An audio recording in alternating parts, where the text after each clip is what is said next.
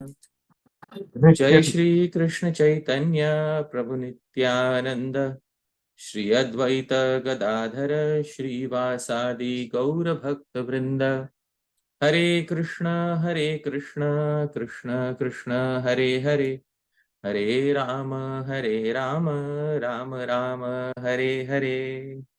Srila Prabhupada ki jai.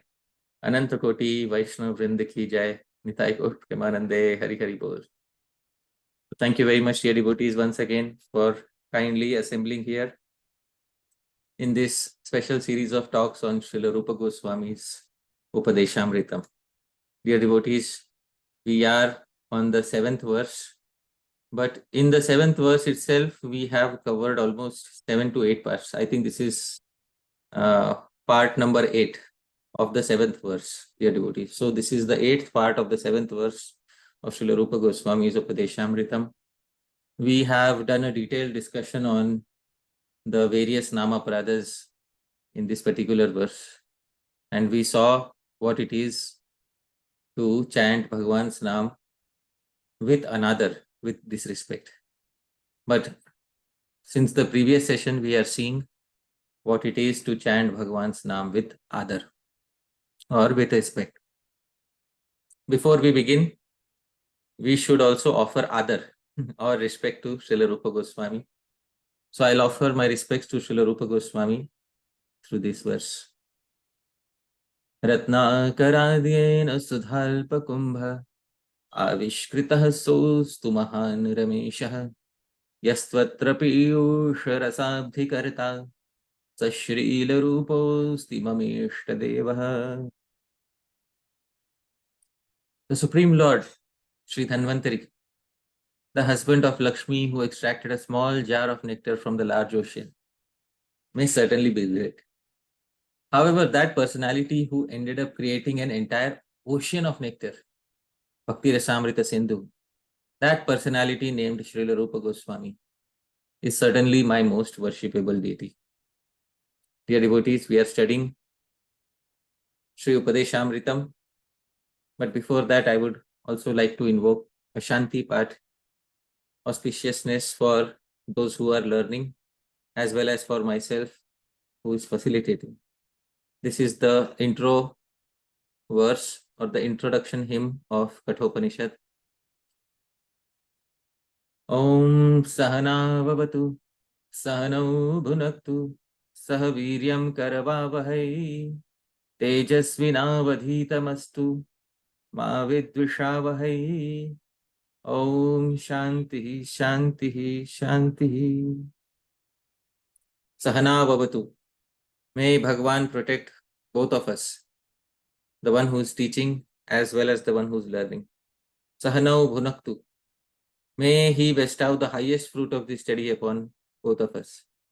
Sahaviryam Karavavahi. May both of us attain the strength to realize the highest truth. Tejasvina Vadhitamastu. May our study shine forth brilliantly. Ma Vidvishavahi. And may we never envy each other. Om Shanti Shanti Shanti. May peace pervade the three worlds. So dear devotees, welcome to this session of Sri Upadeshamritam. We are continuing our discussion on the 7th instruction. Syat Krishna Nama Charitadi Sitapya Vidya Vittopatapta Rasanasya Narochikanu Kintvadaradanuddinam Khalu Saiva Jushta Swadvi Kramad Bhavati Tadgata Mulahantri. So, Param Karuna Prabhu, can you please read in sequence the translation? How amazing! Even though Krishna's pastimes, names, pastimes, etc. are certainly sweet like sugar candy, they do not appear tasteful to a tongue bittered by the jaundice of beginningless ignorance.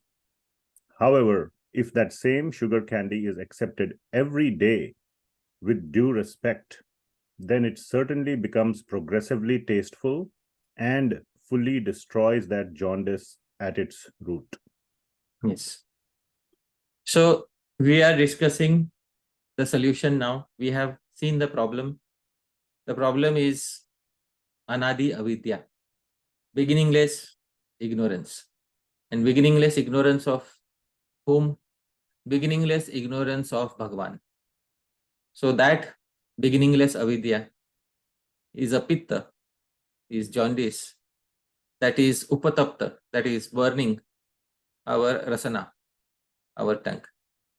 And because of this jaundice, we are not able to experience sweetness, natural innate sweetness in the utterance of Sri Krishna's Naam, Sri Krishna's Gunas, Sri Krishna's Lila, etc. Adarat. However, if we give due respect, Anudinam, and every day utter Bhagwan's Naam, Kramat Swadvi Bhavati, gradually it will become sweet again. And Tad Gada Mula Hantri. And this Naam will destroy the disease at its very root. Dear devotees, now we have to see what is Aadar exactly. And previously I have discussed in the previous session what it is to chant Bhagwan's Naam with Aadar. And there were many things that Sri Sanatana Goswami had described. Today we will again do a overview of those things, a short overview of those things. But we will also discuss how it is that the previous acaryas achieved such effectiveness in chanting Sri Harinam. Today, many of us struggle to chant Harinam with concentration, with attention, with focus, and with the required level of love. But the previous acharyas, we often hear that they were chanting Sri Harinam with great taste and with great joy. How is it that they were able to do it, but we are often finding difficulty in doing so? In order to understand that, we have to do a little analysis of what has changed in our situation as compared to the situation of the previous acharyas. So let's do a brief analysis of that. Dear devotees, we are staying in the modern world, and modernization has had a deep impact on all of our lives. I'll give a very small example of this.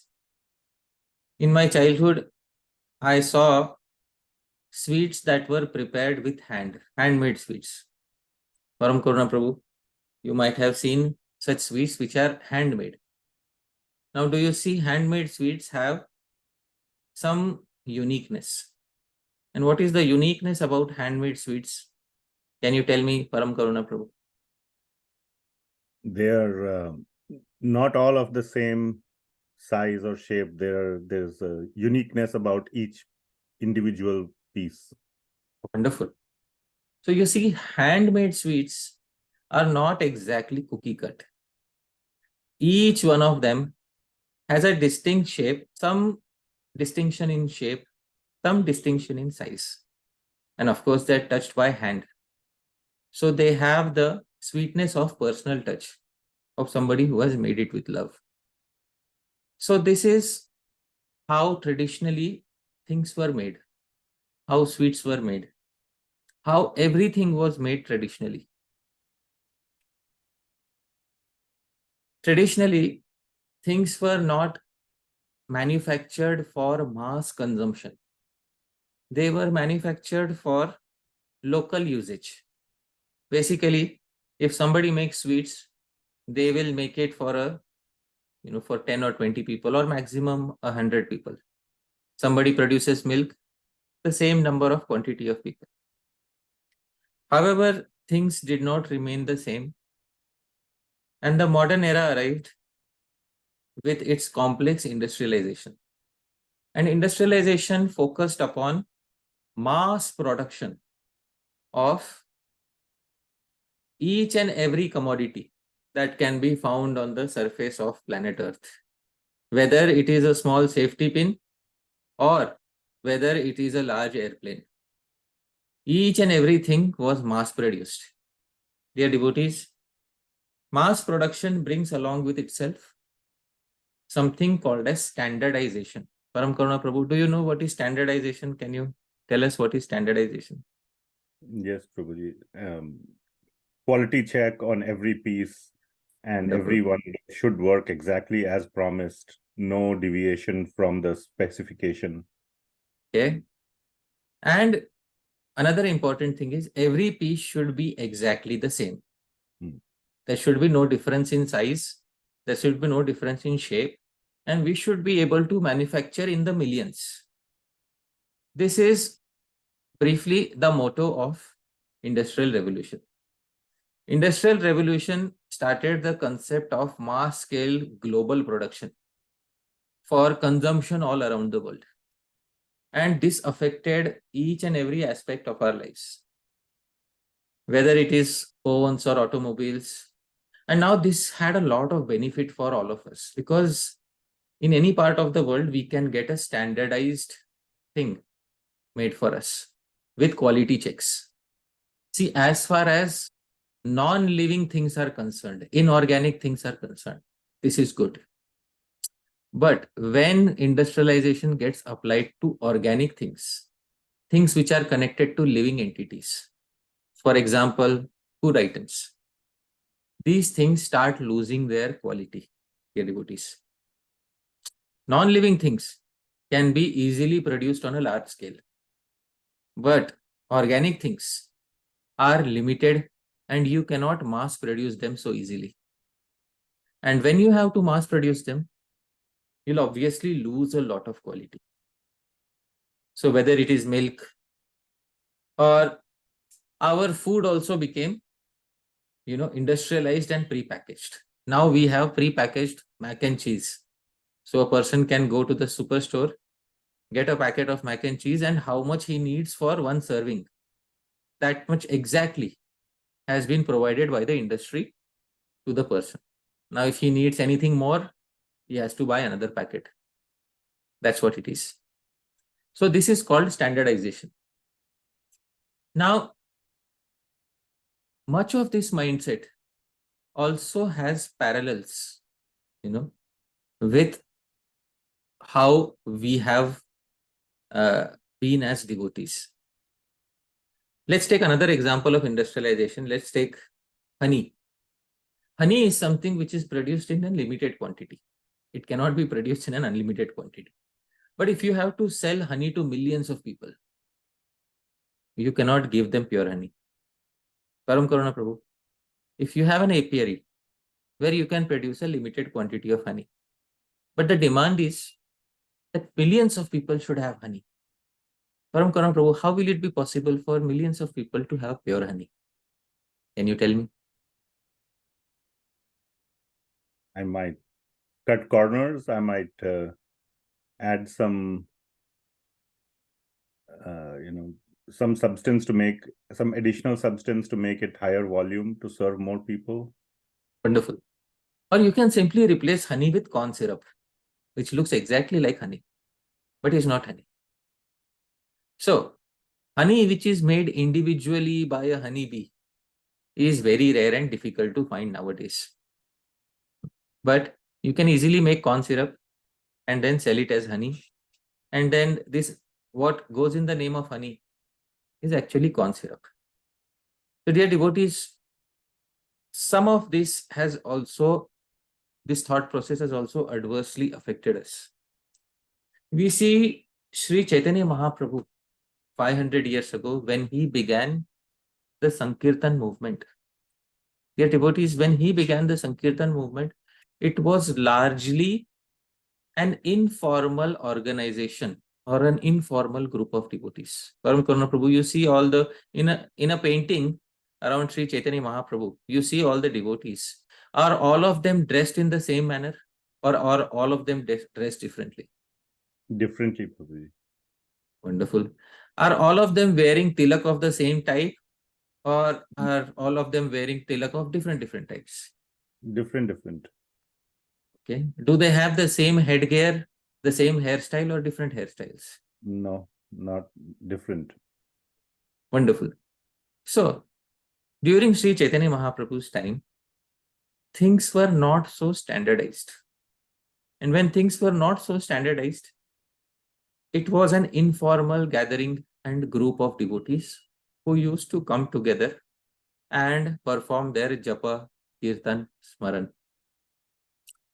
However, with the Industrial Revolution, things had to change. This sort of informal model of spreading Hari Kirtan was no longer possible because industrialization was rapidly taking over. Therefore, the need of the hour was to have institutionalization of Gaudiya Vaishnavism. And it was very nice that this institutionalization happened at the hands of a person who was a very nice Gaudiya Vaishnava, a pristine Gaudiya Vaishnava.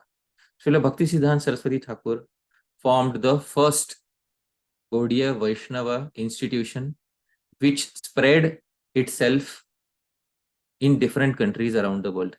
This, dear devotees, was the Gaudiya Math. You can see, Prabhu, this is the logo of the Gaudiya Math. For the first time, Gaudiya Vaishnavism has a brand. This is what branding of a traditional movement looks like. Till today, till this time, Gaudiya Vaishnavism did not have a brand name. But Gaudiya Math was perhaps the first attempt at a mass scale organization for propagating Krishna Bhakti. Now, this has many advantages. It has all the advantages of the Industrial Revolution. Standardization. All devotees will go through a standard process. All of them will look almost the same tilak, the same type of dressing, and the same type of training. This is the benefit of standardization. Wonderful. Now, along with benefits, Srila Bhakti Siddhanta Saraswati Thakur also said that this sort of an approach also has its flip side. The flip side is, because everything is standardized, therefore personalized, unconventional guidance is often missing. And I have spoken of this before. The generalization and standardization becomes so much, that the style of the temples becomes the same, the way the devotees dress becomes the same, the way they put tilak, the way their mood and mannerisms, their activities, they all become the same. They dance in the same way, dear devotees. And they also chant Japa in exactly the same way, sitting around each other. This, dear devotees, is mass Japa. Sit around each other in a big group and chant your Japa. Why? Because we have to fight Maya together. It's a battle against Maya. You see, all the concepts of Industrial Revolution, we are fighting a war. War against whom? A war against Maya. And in a war against Maya, as many soldiers are there, the better. Therefore, let's get together and fight against Maya. Early morning, 5 o'clock, together, sit and chant Hare Krishna Mahamantra so that we can defeat Maya forever and go back home, back to Godhead. So, dear devotees, this is one of the aspects of standardization that happened in the various organized forms of Gaudiya Vaishnavism. Because of this, every devotee receives a standard training as to how Japa has to be performed, which is very good. Every devotee must receive that training. But the devotees often hanker for something more. Now, it is important to get that something more. But that something more is hidden in the traditional aspects of Gaudiya Vaishnavism, dear devotees. That something more comes from the tradition. So, we have to go back to the tradition and try to get all the sweet aspects that the tradition has produced. Dear devotees, if we see how the previous devotees used to chant, this is a photograph of the Bhajan kutir of Sri Shyamanand Prabhu. Many of us might have gone to Sri Radha Sundar Mandir, the Prachin, the old Sri Radha Sundar temple in Sri Vrindavan. There we have the deities of Srila Baladev Vidyabhushan, the deities of Sri Shyamananda Prabhu. And there is a bhajan kutir of Sri Shyamanand Prabhu. Param Karuna Prabhu, have you ever been to this bhajan kutir of Sri Shyamanand Prabhu in the Prachin Radha Shyam Sundar Mandir? Prabhuji, I plan to go there. I mean, I have been to the temple, but I didn't go to the Bhajan Kutir. All right. It's on So my next, list. yeah, next time you go, and if it is open, you can go to the bhajan kutir. You have to go downstairs. It is underground. It's underground, and now they have expanded it. But previously, there was space for one or maximum two people to sit there. And now they have these modern deities and they have brickwork here. But previously, it was only an earthen cave, underground earthen cave.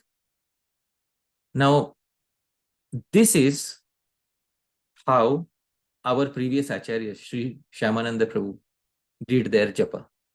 We have to take the best of both the worlds. We should have the benefit of a group, and we should have the sweetness of doing solitary japa. But we should understand both aspects, and then we should know which aspect is useful for us. Let's have a close look at both aspects. This is a painting of Sri Shyamananda Prabhu, and he is doing japa. We can see a small bead, a mala around his finger. He is performing his japa of Naam, and you can see he is seated in a particular posture. Dear devotees, the previous acharyas, when they would perform japa, the first and most important thing that the previous acharyas ensured in their japa is that they would sit in a solitary place. All of them, if you see all the paintings of the previous acharyas, all the descriptions of them performing japa, whether it is Sri Haridas Thakur, it is Sri Rupa Goswami, it is Sri Shyamananda Prabhu, Sri Chaitanya Mahaprabhu performing japa, you will see them performing japa in a solitary place. This is one thing which we should learn from the tradition. Now, if this is the case, why do we perform japa in a group? I will answer that query. But we should first and foremost know that the previous acharyas would chant japa in a solitary place. And this is how all of them have been described in the traditional literature. Japa is a solitary activity. Kirtan is a group congregational activity. Secondly, the previous acharyas would never disclose their japa quantity just to anybody and everybody. They would disclose it to a few near and dear ones, but to anyone and everyone, they would not disclose the quantity of their japa.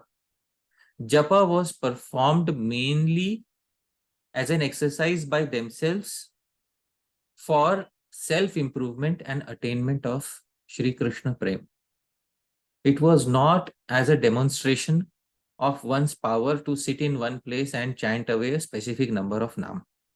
It was never used as a tool to demonstrate one's capabilities of self-control.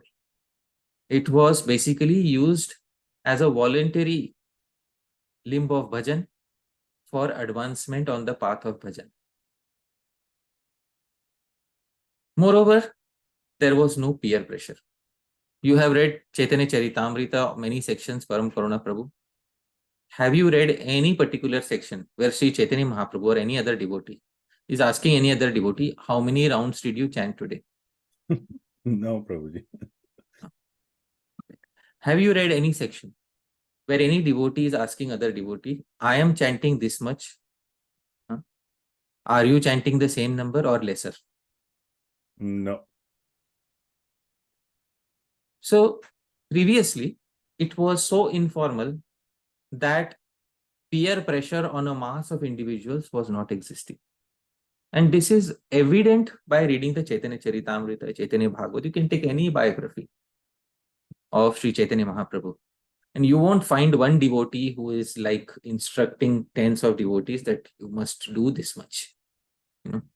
So there was no peer pressure or no reporting of sadhana, unless somebody would report only to their guru and not to anybody else.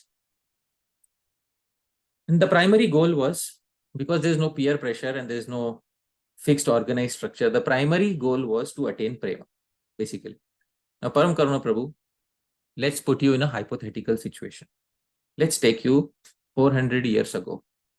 There is no Gaudiya Vaishnava institution. All right. You're in an environment where there is no Gaudiya Vaishnava institution. You're in an environment where there's an informal group of devotees who know each other. And you are one of them. Through your personal realization, you have taken to the path of bhakti. And you are chanting your Naam in a solitary place privately. What would be your inclination for chanting Naam, Prabhu? Now that you cannot show your Naam to anybody else, what would be your inclination for chanting Naam? My inclination would be that since I'm, doing this for my own personal benefit, and there is nobody else other than Krishna who knows the reality of my heart, best to chant with as much absorption and devotion as possible. Why not make the absolute best use of the effort I'm putting in? Oh, wonderful. Prabhu, all that is expected from by Sri Rupa Goswami has automatically come to you. This is what Aadar was all about, right? So, Aadar that Sri Rupa Goswami is expecting from us is about considering Hari Naam as sincerely as possible without any external artificial influences. That is what giving Aadar is all about. So, this is what the previous acaryas had in their mind when they were performing Japa. Now, somebody will say, well, if we remove all the restrictions, then nobody will chant Japa. This is one of the. Well, therefore, previously, very few people would chant quality Japa. As I said, quality cannot be mass produced. There was no peer pressure. Therefore, people advanced in their Japa realization gradually by seeing other sadhus. Since there was no peer pressure, all progress was voluntary. Therefore, few people were able to advance to that level of Japa which we see our acharyas in. The lesson to be learnt is that even though we are living in an age of industrial revolution where we aim to mass produce devotees, still quality of bhajan cannot be mass produced. This is a very clear fact. Quality in bhajan cannot be mass produced simply by a mechanical process. I have quoted Srila Bhakti Siddhanta Saraswati Thakur often, where he says that the bona fide teacher of religion is not a product of any mechanical system. He had quoted this in his article on Putana, that the bona fide teacher of religion is not a product of a mechanical system. Therefore, when we subject devotees to a system of advancement which is mechanical, we should not expect quality in the masses. Quality only comes when thoughtful devotees put their heart in the Shastra, in the words of the previous acharyas, and advance according to the words of the Shastra and the previous acharyas. That is what leads to quality, dear devotees. Now, compare this to Japa by contemporary devotees. The contemporary devotees often sit in a group. Reason being, they wish to inspire each other. Like if Param Karuna Prabhu and me, we both are sitting together, and if I start falling asleep, Param Karuna Prabhu can tap my shoulder and say, hey, wake up, don't fall asleep. Or if Param Karuna Prabhu sees that I am skipping some syllables while chanting the Mahamantra, he can correct me and say, Prabhu, you are not chanting correctly. After doing all this, I'll have to ask Param Karuna Prabhu, Prabhuji, whose chanting are you listening to? Your own or mine? So are you sitting like a chanter or are you sitting like a monitor? So devotees often sit in a group, but sometimes they are monitoring each other instead of monitoring themselves. This is a plain fact. And I'm not singling out any institution or, all organized forms of religion, you will find the same thing. Secondly, there may be some peer pressure. For example, I may tell Param Karuna Prabhu, Prabhuji, are you chanting 32 rounds on Ekadashi? Param Karuna Prabhu, Ekadashi is coming up. Are you chanting 32 on Ekadashi? Yes or no? No, Prabhuji. That's not good, Prabhu. How will Chaitanya Mahaprabhu eat at your home? So, There may be some peer pressure which may be applied on a mass level in contemporary situations. All of them have been given the same standardized training, which is good. Everybody knows before chanting Jai Shri Krishna Chaitanya Prabhu Nityananda Shri Advaita Gadadhar Srivasadi Gaur Bhaktavrind. Everybody knows which finger they have to chant. Everybody knows which finger to avoid. Everybody knows all the good practices. That is the benefit of standardization. Now, the flip side of standardization is lack of specialization. They don't have their individual thought process, their individual smaran during japa. So that is where standardization, is lacking. Now, finally, all of them may not have prema as the goal in their mind. Some of them may have conquest of Maya as their goal. So we are chanting why? Because we want to escape Maya. But the ultimate aim of japa is not to escape Maya. The ultimate aim of japa is to attain Shri Krishna Prem. So those, in contemporary devotees, these things may be present. These things have many good qualities, but there are some flip sides. Similarly, with the previous devotees, there were many good qualities, but there are some flip sides. The flip side is you cannot have a mass of devotees with that model. With this model, you can have a mass of devotees, but you can't have that same level of quality so easily. So, Srila Prabhupada was often afraid of this loss of quality when we try to mass produce devotees. So all of this which I spoke has not come from my fertile mind. Srila Prabhupada also was very concerned that we are mass producing devotees and losing on quality. Param Karuna Prabhu, kindly read what Srila Prabhupada says in a letter that he wrote on 22nd June 1972. We have got so many students and so many temples, but I am fearful that if we expand too much in this way, that we shall become weakened, and gradually the whole thing will be lost. Just like milk, we may thin it more and more with water for cheating the customer, but in the end it will cease to be any longer milk. Better to boil the milk now very vigorously and make it thick and sweet. That is the best process. So let us concentrate on training our devotees very thoroughly in the knowledge of Krishna consciousness from our books, from tapes, by discussing always, and in so many ways instruct them in the right propositions. Wonderful. Prabhuji, Srila Prabhupada is saying, I am fearful. Now, this is one of the, few places where Srila Prabhupada is expressing a fear. He's directly saying, I'm fearful. What is the fear? If we expand too much, we will become weak or weakened. Param Karuna Prabhu, isn't unlimited expansion good for the movement? One would think so. But Srila Prabhupada has a fear. And how do we become weakened on mass scale expansion? Can you please tell me?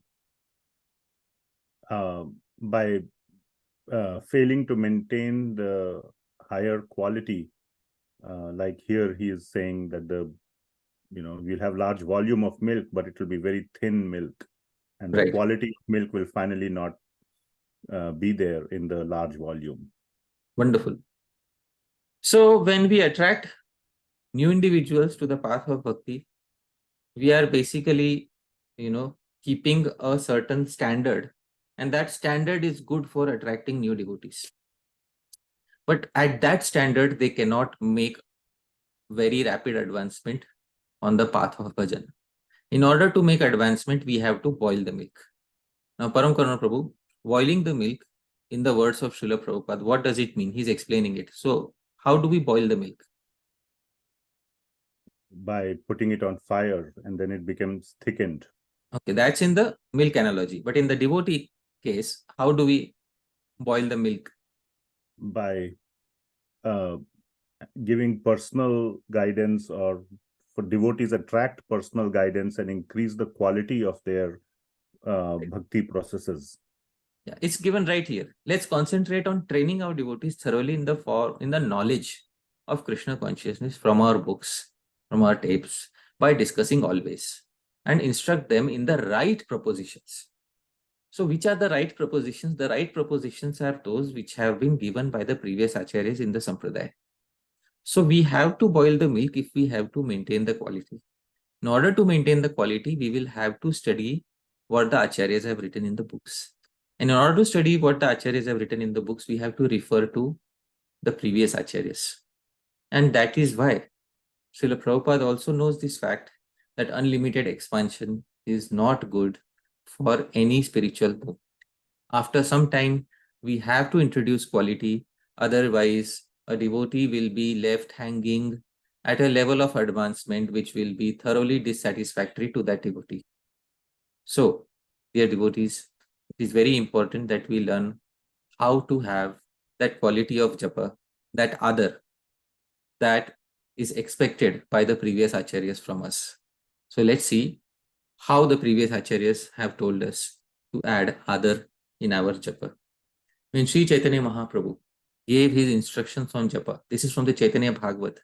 For the first time, he started instructing the residents of Navadvip in chanting japa. This is mentioned in the Chaitanya Bhagavata. And this is the Mahamantra is mentioned in the Chaitanya Bhagavata directly. Hare Krishna, Krishna Krishna, Hare Hare, Hare Rama, Rama Rama, Hare Hare.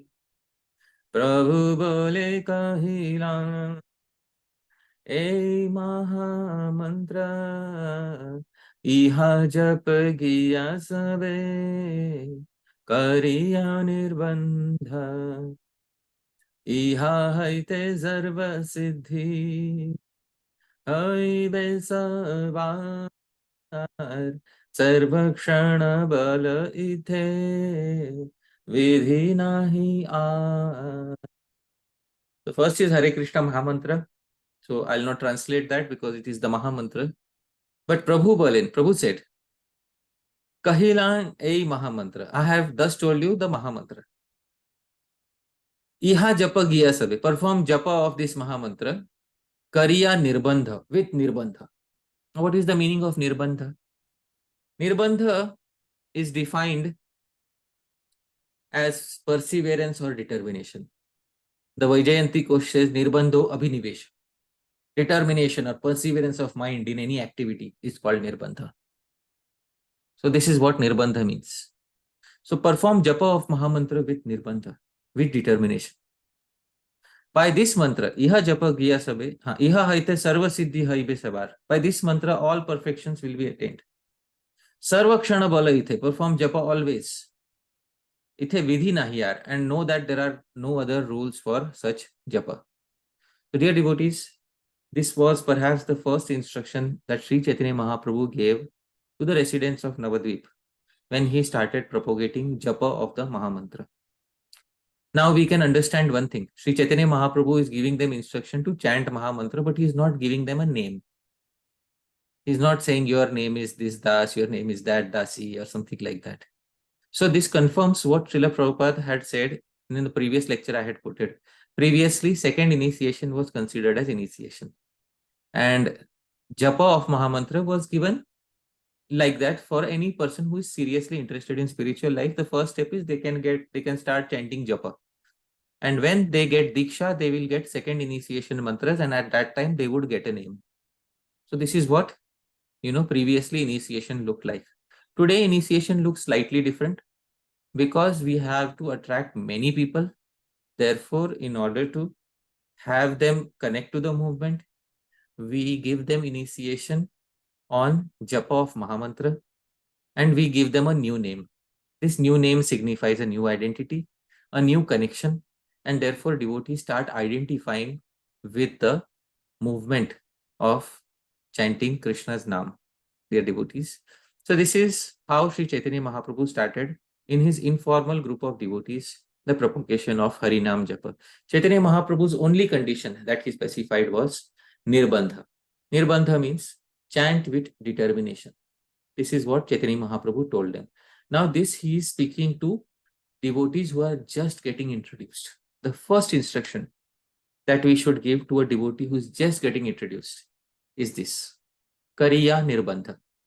Chant with Nirbandha. Chant with determination. Chaitanya Mahaprabhu does not specify a quantity to them, but only specifies the quality. Quality is you should have the quality of perseverance and determination. That means once you have selected a specific number of rounds to chant, you will persevere in chanting those many number of rounds with quality. So that is what is Nirbandha, dear devotees. These are instructions given to new individuals in chanting Mahamantra.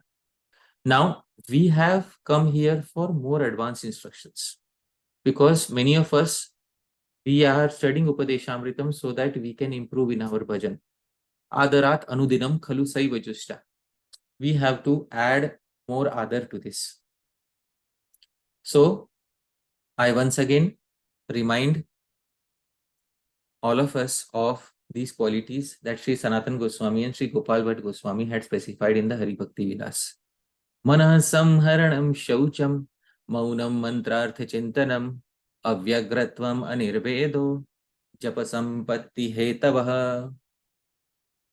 Manah samharanam.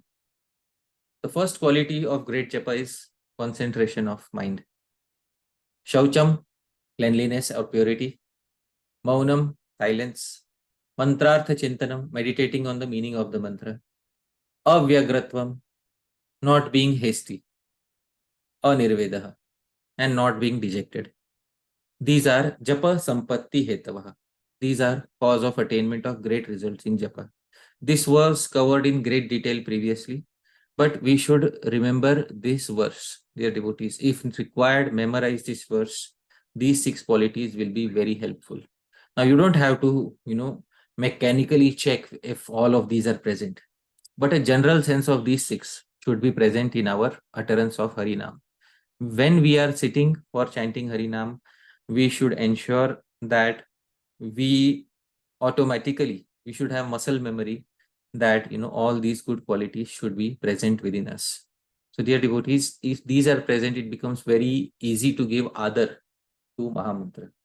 Beyond this, we should also understand, because see here it says mantrartha chintanam, meditating on the meaning of the mantra. Let's take one meaning of the mantra and let's meditate on the meaning of the mantra. One of the meanings of the mantra that Srila Bhakti Vinod Thakur recommends is the meaning given by Sri Gopal Guru Goswami. This is Mahamantra Vyakhya of Sri Gopal Guru Goswami. Now, Sri Gopal Guru Goswami says, Vigyapya Bhagavat Tattvam Chidghanananda Vigraham Haratya Vidyam Tat Karyam Ato Haririti Spritaha. He is first telling us the meaning of the term Hari. Because in the Hare Krishna Mahamantra, first comes Hare. Now Hare is Sambodhan. It is vocative case, invocation. Oh Hari. Oh Hari, we are calling Hari. Hari. So who is Hari? So we are performing Mantra Artha Chintanam. We are meditating on the meaning of the term Hari. What is the meaning of the term Hari? Vigyapya Bhagavat Tattvam. By making one understanding the tattva, the truth regarding Bhagavan, he snatches away, harati, all avidya and the effects of avidya, all ignorance and the effects of that ignorance. So harati, he snatches away. Harati iti hari. Since he snatches away, therefore he is known as Hari, that personification of condensed spiritual knowledge and bliss. Chit Ghan Ananda Vigraham is known as Hari because he snatches away. Harati iti hari. So the basic sentence is Harati iti hari. He snatches away. What does he snatch away? All avidya and the effects of that avidya. And he bestows knowledge of Bhagavan, knowledge of himself. Dadami buddhi yogam tam, that he says in the Bhagavad Gita. Therefore he is known as Hari. So we now have a basic meaning of the term Hari. Now Hare can also mean O Hara. Hara means O Shri Radha. So Shri Gopal Guru Goswami says Harati Shri Krishna Mana Krishna Hlada Swarupini Ato Haretyanena Iva Shri Radha Parikirtita. Harati Shri Krishna Mana Krishna Ahlada Swarupini. Shri Swarupini, personification of Krishna Ahlada, Krishna's Hladini Shakti. She is the personification of Krishna's Hladini aspect. And she snatches, Harati. What does she snatch? Shri Krishna Manha, Krishna's mind. Therefore, Hara iti aneneva. Therefore, she is known as Hara, Shri Radha Pariketita, and her name is renowned as Radha. So either we can take Hari as Krishna, or we can take Hara as Radha. But both of them, when we are calling out to Hara or Hari, it becomes Hare. Gaudiya Vaishnavas take the meaning Hara, they give preference to the meaning Hara, because we always wish to see Srimati Radharani along with Shri Krishna. Therefore, the meaning which is given in the lower verse, that meaning is dearer to us. So let's keep this meaning in our hearts. Harati, she snatches away Krishna's mind. Therefore, she is known as Hara. This basic meaning, let's keep in our mind. Mantra Artha Chintana. Now we know the meaning of Hare. O Radha, who snatches Krishna's mind. All right. Now we should know the second term, Krishna. So, Sri Gopal Guru Goswami says, Anandaika Sukha Swami Shyamah Kamalalochana Gokulanandano Nanda Nandana Krishna Iryate. Anandaika Sukha Swami. You know, his lotus-eyed, dark-hued Bhagwan is the exclusive proprietor, Eka Sukha Swami, of all Ananda, of all bliss. He gives joy to Gokula and he is the son of Nanda. Therefore, he is known as Krishna. So, dear devotees, here he has not used any verbal root. Like previously he said Harati iti Hari or Harati iti Hara. Here he just says Krishna is very popularly known, the son of Nanda Maharaj, who is the exclusive proprietor of all bliss, lotus-eyed and dark-hued. Visualize him in your mind. That personality is known as Krishna. So we have Hara, Shri Radha, who is snatching somebody's mind. We have Shri Krishna, who is the proprietor of all Ananda, who is the son of Nanda Maharaj, and the joy giver of Gokula. And now we have Ram. Vaidagdhya Sara Sarvasvam Murtaliladhi Daivatam Radhikam Ramayan Nityam Rama Ityabhidhiyate. Who is Ram? Vaidagdhya Sara Sarvasvam. He is the Sarvasva, complete, Sar, essence of all Vaidagdhya, all expertise. He is expert how to speak to Sri Radha, how he should sometimes agitate Sri Radha's mind, how to pacify Sri Radha's mind, how to make her feel lonely, how to make her, feel happy again. He is expert in all those arts. He is the condensed essence of all such expertise. Murta Leela Adhidaivata. He is the Adhidaivat. He is the presiding deity of all Murta Leela, all joyous pastimes. Now what does he do? Radhikam Ramayan Nityam. While constantly delighting and sporting around with Sri Radha, along with such expertise. Therefore, Ramayati iti Rama. Therefore, he becomes known as Ram, our Shri Krishna, along with Radhika, because he is Ramayati. He is delighting Sri Radhika. Therefore, he becomes known as Rama. Ramayati iti Rama. This is what it is. So, dear devotees, Harati iti Hara. She snatches away. Therefore, she is known as Hara. Snatches away what? Param Karuna Prabhu, can you please tell me what does she snatch away? I'm blanking out here. So she is Harati. She snatches away Krishna's mind. Krishna's mind, yes. Krishna, So Sri Krishna. So she snatches away Krishna's mind. So it was given in the previous one. Yes. Harati Sri Krishna Manaha. So Harati, she snatches away Krishna's mind. Therefore, she is known as Hara. Now, he attracts everybody, by all Ananda. He gives joy to Gokula. Akarshayati, Karshati, he attracts everyone. Therefore, is known as Krishna. He gives joy to everybody. And Ramayati, he sports along with Radha. Therefore, he is known as Ram. So these three meanings are given by Sri Gopal Guru Goswami. These are recommended by Srila Bhakti Vinod Thakur in his Bhajan Rahasya. Having kept these meanings in the mind, now when we sit in one place, dear devotees, as the previous acaryas would sit in one place, we may sit with other devotees or we may sit alone. But even if we are sitting with other devotees, we are supposed to hear our own voice. And we are not supposed to be pressurized by the peers around us. we are chanting. Mentally, we are alone, dear devotees. Please try to understand. Mentally, we are with Bhagavan only, with Guru Janas only. Mentally, we are not under any peer pressure. And then, when we utter the Mahamantra, the innate meanings of the terms Hare, Krishna, Ram, the condensed meaning of the term, the immediate spota. What is spota? Explosion of the meaning in the mind is called spota. So, Prabhu, when I say Hare, what explosion happens in your mind? That get a picture of Srimati Radhika and that she is attracting Krishna. Wonderful. When I say Krishna, what spota or explosion happens in your mind? He is the reservoir of all rasa, of Wonderful. all ananda. Wonderful. Whose mind is currently being snatched away. Right? And when I say Rama, what spota happens in your mind? And that he is constantly delighting Srimati Radhika with Wonderful. all his expertise. Wonderful. So, squeezing all these meanings in a concentrated way in your mind, then we can begin our mantra artha chintanam as we perform our japa. Hare Krishna,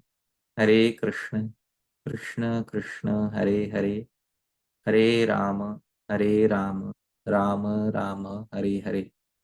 Now I am chanting at a speed in which, I don't have to pause at every word Hare and then think about the meaning, Krishna and then think about the meaning.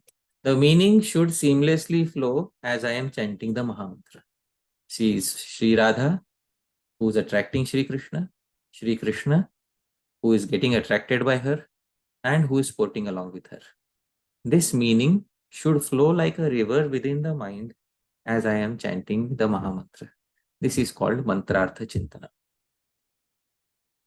Now, this is the specialized training given by the previous acaryas. Something which is not easily available in a standardized model. This is what is lacking in a standardized model. Because have you ever heard Param Karuna Prabhu that a mass of devotees was instructed to chant in this manner? No, Prabhuji, I have not heard this. You have not heard this. But I am telling Sri Bhakti Vinod Thakur recommends this in the Bhajan Rahasya. It's our own acharya. Now, Srila Bhakti Vinod Thakur came from that traditional school of Gaudiya Vaishnavism. He was initiated in that traditional school. His lineage comes from Jahnava Mata, Sri Nityanand Prabhu. That lineage comes from that. This is the lineage that he was. His Diksha lineage was that. Sri Jagannath Das Babaji was his Shiksha Guru. Sri Jagannath Das Babaji also came from a traditional lineage. In a traditional lineage, you get, the sweetness of the tradition.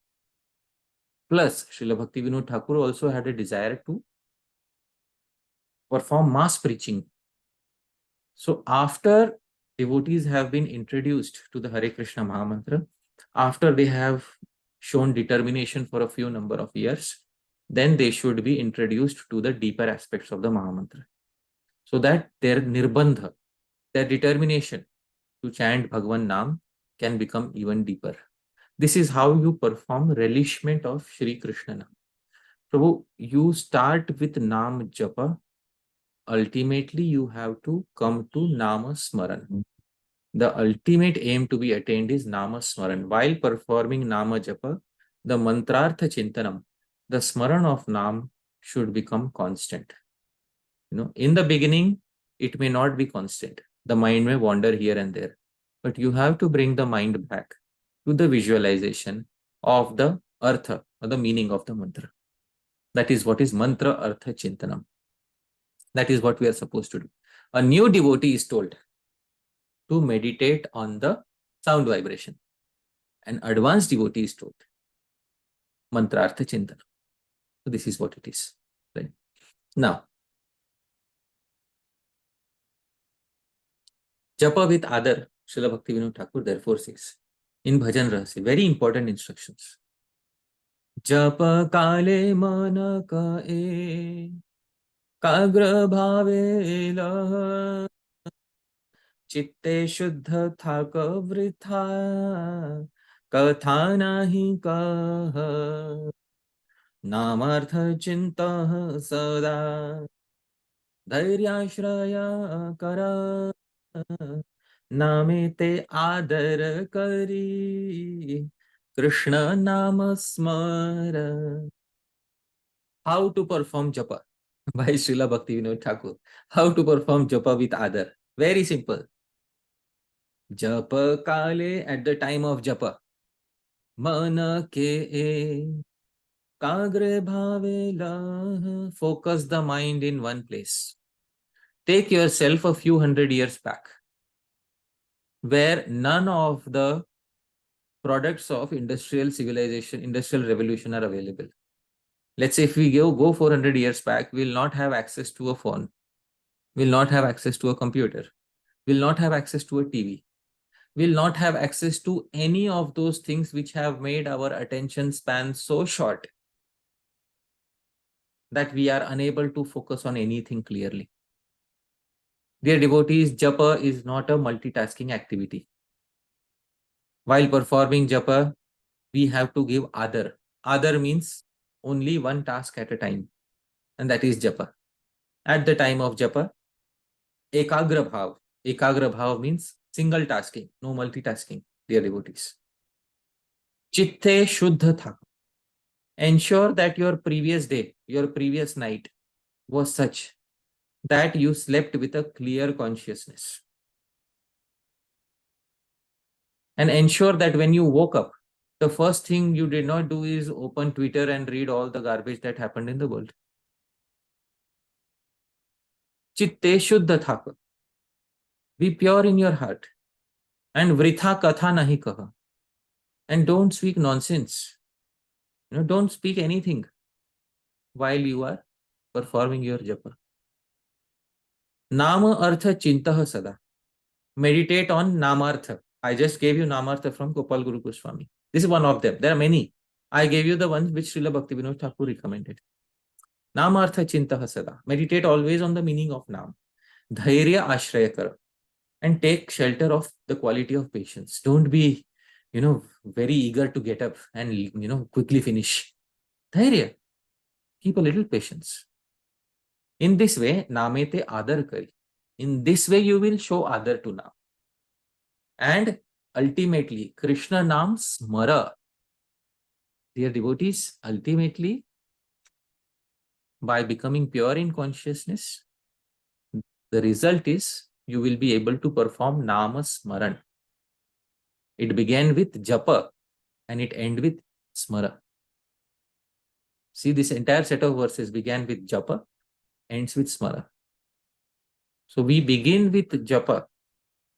That is, we start chanting with a basic mantrartha chintanam, but that meditation on the meaning should get deeper and deeper in such a way that ultimately it should turn into Nama Smaran as we are performing our Japa. So, Japa with Aadar, Nama Japa with Aadar leads to Nama Smaran, dear devotees. This should be the effective result of performing Aadarat Anudinam Japa as specified by Acharya. I highlighted this in red color because Srila Bhakti Vinod Thakur wants us to understand something. Srila Bhakti Vinod Thakur could have said here, Japa Kale, at the time of Japa, many devotees get together. No, this is not what he's saying. He's specifying Japa for devotees who wish to advance more and more. He's saying, Manake ekagre bhavaka. So focus your mind in one place.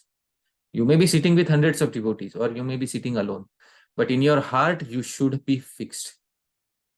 No external peer pressure. You don't have to make a show of Japa in front of anybody, and there's nothing to prove to anybody. Chitte shuddha thaka. And don't have any misgivings in your heart, any negative feelings. Vritha katha nahi kaho. Especially if you're sitting with hundreds of devotees, don't speak, nonsensical things. Don't speak anything. Namartha chintaha sada.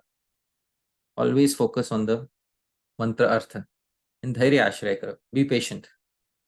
Right? Namete Aadar kari. In this way, give Aadar to Sri Harinam. Ultimately, Krishna Nama Smara, Nam Smaran. Ultimately, as I said, it is all going to end up in Smaran. Smaran is the main limb of Raganuga Bhakti. And gradually we are coming near to that. Dear devotees, we are going to touch the core of Gaudiya Vaishnavism, slowly but gradually. But the core of Gaudiya Vaishnavism is not child's play. It expects us to have something. There is a prerequisite. Therefore, I highlighted the prerequisite for Namasmaran. Chitte Shuddha Thaka. You have to have a consciousness which is pure. And this purity of consciousness can be ensured only by ourselves. No organized attempt will be able to ensure that our consciousness is pure. Purity of consciousness is to be ensured on an individual level. So this is what Srila Bhaktivinoda Thakur says. Sri Jiva Goswami confirms this in the Bhakti Sandarbha.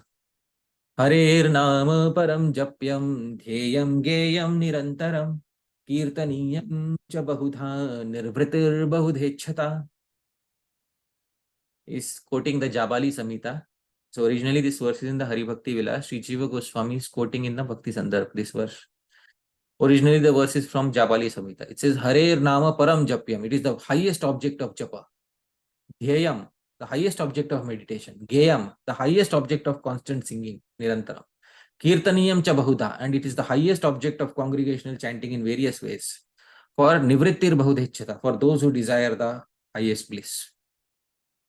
So Harinam should be chanted in Japa, chanted in Kirtan. It should be meditated upon. Dhyayam. Now Sri Jiva Goswami says, all these are good, very easy, but Namasmaranam tu Shuddha Antah Karanam Apekshate. Same thing that Srila Bhaktivinoda Thakur said. Namasmaran, however, expects purity of consciousness. All other things don't. Performing Japa and simply hearing the sound vibration doesn't expect anything. Performing Kirtan doesn't expect anything. But Namasmaran expects something. What does Namasmaran expect? Namasmaran expects purity of consciousness. Let's say a person is affected by material lust. Previous night, before sleeping, he read a romantic novel. The romantic novel, there were intimate descriptions of a boy and girl, making love to each other. And with those impressions in his mind, he slept. Next morning, he got up. After he gets up, those impressions are still reeling in his mind. Now, with such a mindset, his chitta is not shuddha. His consciousness is not pure. With such a mindset, now he starts thinking about Radha and Krishna. Obviously, all those impressions of material love are going to get superimposed over his thought process of Sri Radha and Krishna. And this is not at all recommended.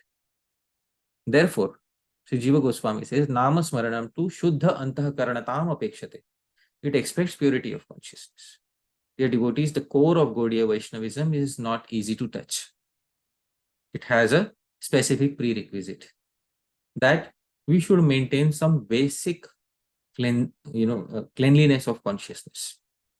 The same cleanliness that we ensure for the body, we should also ensure for the consciousness. And how do we do that? By ensuring that the thoughts that we are cultivating throughout the day are pure. Sometimes it may not happen because we are living in an age where there are thousands of distractions pulling us in all the directions. People don't leave us alone.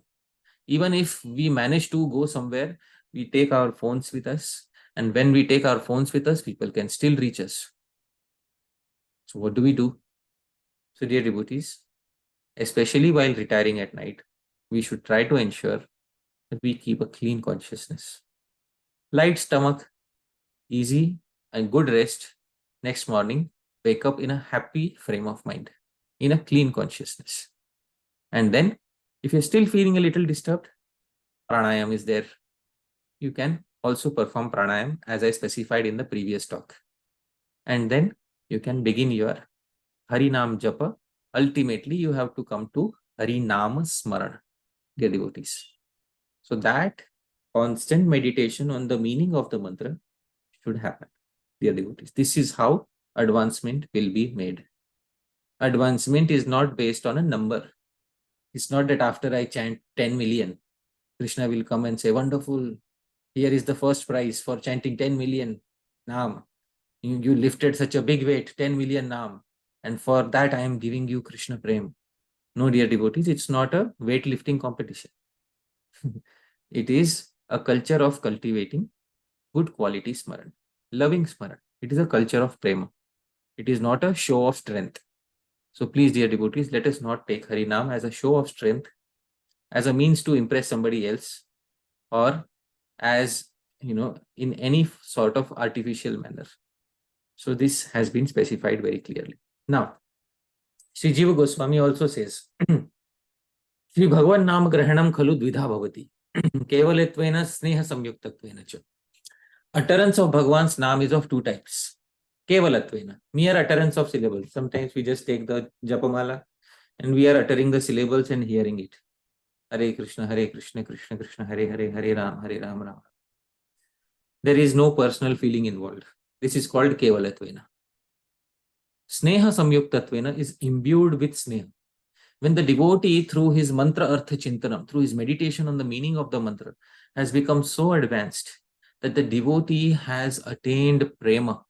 And sneha is one of the stages of prema.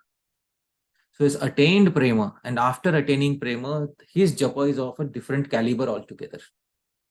So this first type of japa can help you get liberation, no doubt. But the second type of japa, sneha samyuktatvena, will get you very close to Bhagavan, will get you in the personal association of Bhagavan. And we don't simply want liberation, we want personal association of Bhagavan. So ultimately, through our mantra artha chintanam, we should develop that taste for Bhagavan's Naam. And after developing the taste for Bhagavan's Naam, gradually prema will appear. After prema appears, sneha is one of the modifications of prema. So sneha samyuktat, deep affection will appear in the heart. And when we chant with deep affection, we will have those realizations that the previous acaryas have. What are the realizations that they have had? This is one of the realizations that Sri Rupa Goswami specifies in Padyavali. This is the realization by Sri Ishwar Puri. Wonderful realization, dear devotees. Yoga Shrutyupapatti Nirjanavana Dhyanadva Sambhavita Swarajam Pratipadya Nirbhayamami Mukta Bhavantu Dvija Asmakam Tu Kadamba Kunja Kuhara Pronmilarindivara Shreni Shyamal Dhama Nama Jushatam Janmastu Lakshavadhi. This verse was composed by Sri Ishwar Puri, a devotee who lived in a completely informal mindset. There was no peer pressure. He was constantly traveling. So, he's constantly meeting new people. All the bhajan that he is doing, all the bhakti that he is doing is out of his volition. And, dear devotees, he's such a sweet Vaishnava. He says, many people are following many paths of liberation. Which paths? Yoga. Some people are doing Ashtanga Yoga. Shruti Upapatti. Some people are listening to Shruti or the Vedas for their liberation. Nirjana Vana. Some people are residing in a forest in a solitary manner. Dhyana. Some people are meditating. Adhva. Through all these paths that these people are following. Sambhavita. It is possible. What is possible? Swarajyam Pratipadya. These people will get Swarajya, liberation. Nirbhayamami Mukta Bhavantu. And these people will become fearless in the kingdom of liberation. Bhavantu Dvija. Let all these twice born people become fearless. I don't want that. You don't want that? No, I don't want that. What do you want? Asmakam tu. For us, however, for myself, I want something different. What do you want, Sri Ishwar Puri? Kadamba kunja kuhara. There's a kuhara, thick, dense kunja forest of kadamba trees. So what in that? In that dense forest of kadamba trees, pron milat, there is a brilliantly shining Indivara Shreni Shyamala Dhama. There is a person who looks like a beautiful, radiant host of lotus flowers, blue lotus flowers. What is his name? Oh, I won't specify his name. Naam Jushatam. while relishing his name. Naam Jushatam. In Sanskrit, it's called Jushatam. There is a slight equivalent in Hindi. Chuste hue. Naam Jushatam. While relishing his naam, while sipping on his naam. Janma astu lakshavadhi mein millions of my lives pass. This is Sri Ishwar Puri. Let the twice born follow the path of Ashtanga Yoga, Vedic study, residence in forest, meditation, etc. It's possible that through these paths they may become liberated and enter the kingdom of fearlessness. We do not desire such liberation. We, however, wish to relish the names of that beautiful abode of dark blue lotus-like radiance standing in the kunja made of dense kadamba trees. May we relish such names for millions of lives. This is Sneha Samyuktana, dear devotees. This is a person who is thoroughly cultured in Sneha Samyuktana. This is a person who always chanted in a solitary place. This is a person who always cultivated all the good practices of the previous authorities. Dear devotees, this is the person we have to emulate. The spiritual master of Bhagavan himself, Sri Ishwar Puri, has this realization. Because when you are doing it voluntarily, when you are doing it not out of peer pressure, and when there is nothing to prove to anybody, then as I asked Param Karuna Prabhu, the only reason for chanting Krishna Naam is for sweetness and advancement. And that is what Sri Ishwar Puri has done in his entire life. Dear devotees. Sri Vishwanath Chakravarti Thakur has 100 million desires in relation to Krishna's Naam. He says, Dehar Budani Bhagavan Yugapat Prayacha Vaktrar Budani Chapunah Pratidehameva Jihvar Budani Kripaya Prativakrameva Nrityantu Teshu Tavanath Gunar Budani. Deha Arbudani, 100 million bodies. Bhagavan, oh Bhagavan, Yugapat, at once Prayacha. Give me 100 million bodies at once. No problem. One body is painful. No problem. Give me 100 million bodies. I am okay with this. 100 million bodies. Yes. 100 million material bodies. Give me at once. And why do you want 100 million bodies? Vaktrar budani cha punah pratidehameva. In each and every one of those 100 million bodies, in every one of those bodies, give me 100 million mouths. 100 million into 100 million. And what will you do with 100 million mouths in 100 million bodies? Jihvar budani kripaya prativaktrameva. In every mouth, give me 100 million tongues, Bhagavan. 100 million into 100 million into 100 million. And what will you do with those 100 million into 100 million into 100 million tongues? Nrityantu teshu. In each and every tongue, O Nath, O Lord, Nrityantu, let there be a wonderful dance. Gunar Budani of 100 million qualities of yours. So this is the realization of somebody who is chanting Sneha Samyukta Naam. Somebody who is not forced to chant Bhagavan's Naam. Somebody who has done it out of volition, out of sweet love, and out of following all the good practices of the previous acaryas. Oh Bhagavan, kindly grant me 100 million bodies at once. In each of those bodies, grant me 100 million mouths. In each of those mouths, grant me 100 million tongues. But in each of those tongues, let 100 million qualities of yours perform a wonderful dance. This is Srila Vishwanath Chakravarti Thakur in his Anurag Valli, specifying what is Sneha Samyukta Naam, dear devotees. So let us at least begin with Chitta Shuddhi, with purification of consciousness, and come to Nama Smaran, Nama Japa, hearing the Naam, and then through Mantrartha Chintanam, through meditating on the meanings of the Naam, let's come to Naam Smaran. And gradually, as and when we attain Bhava and Prema, someday, hopefully, we will also be able to catch a small glimmer of the mood that these previous acaryas such as Sri Ishwar Puri and Srila Vishwanath Chakravarti Thakur have had in their own bhajan, in their own seva.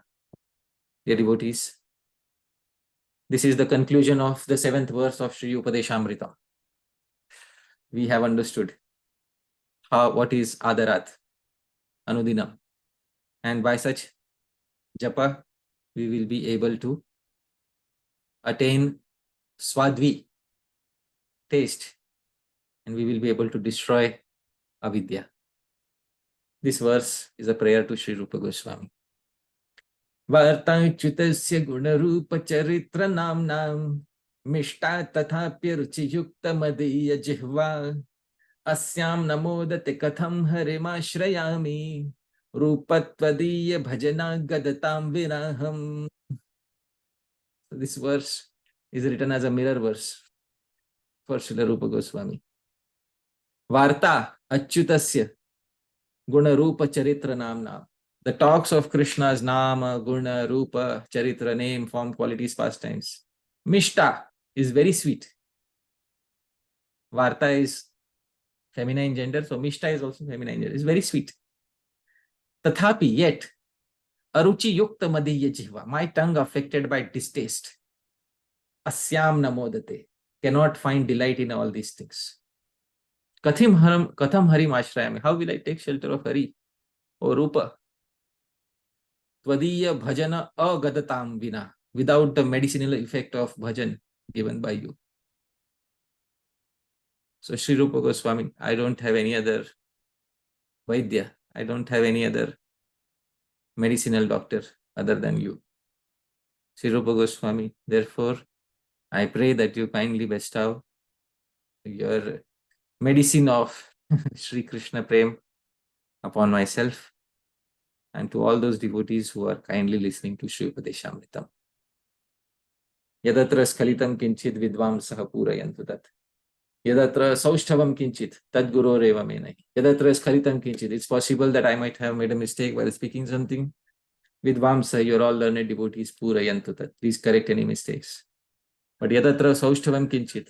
Anything that was nice, please remember. Tad guru reva. It belongs to my Gurujanas, only to my Gurujanas. May nahi, it doesn't belong to me. Thank you very much, dear devotees.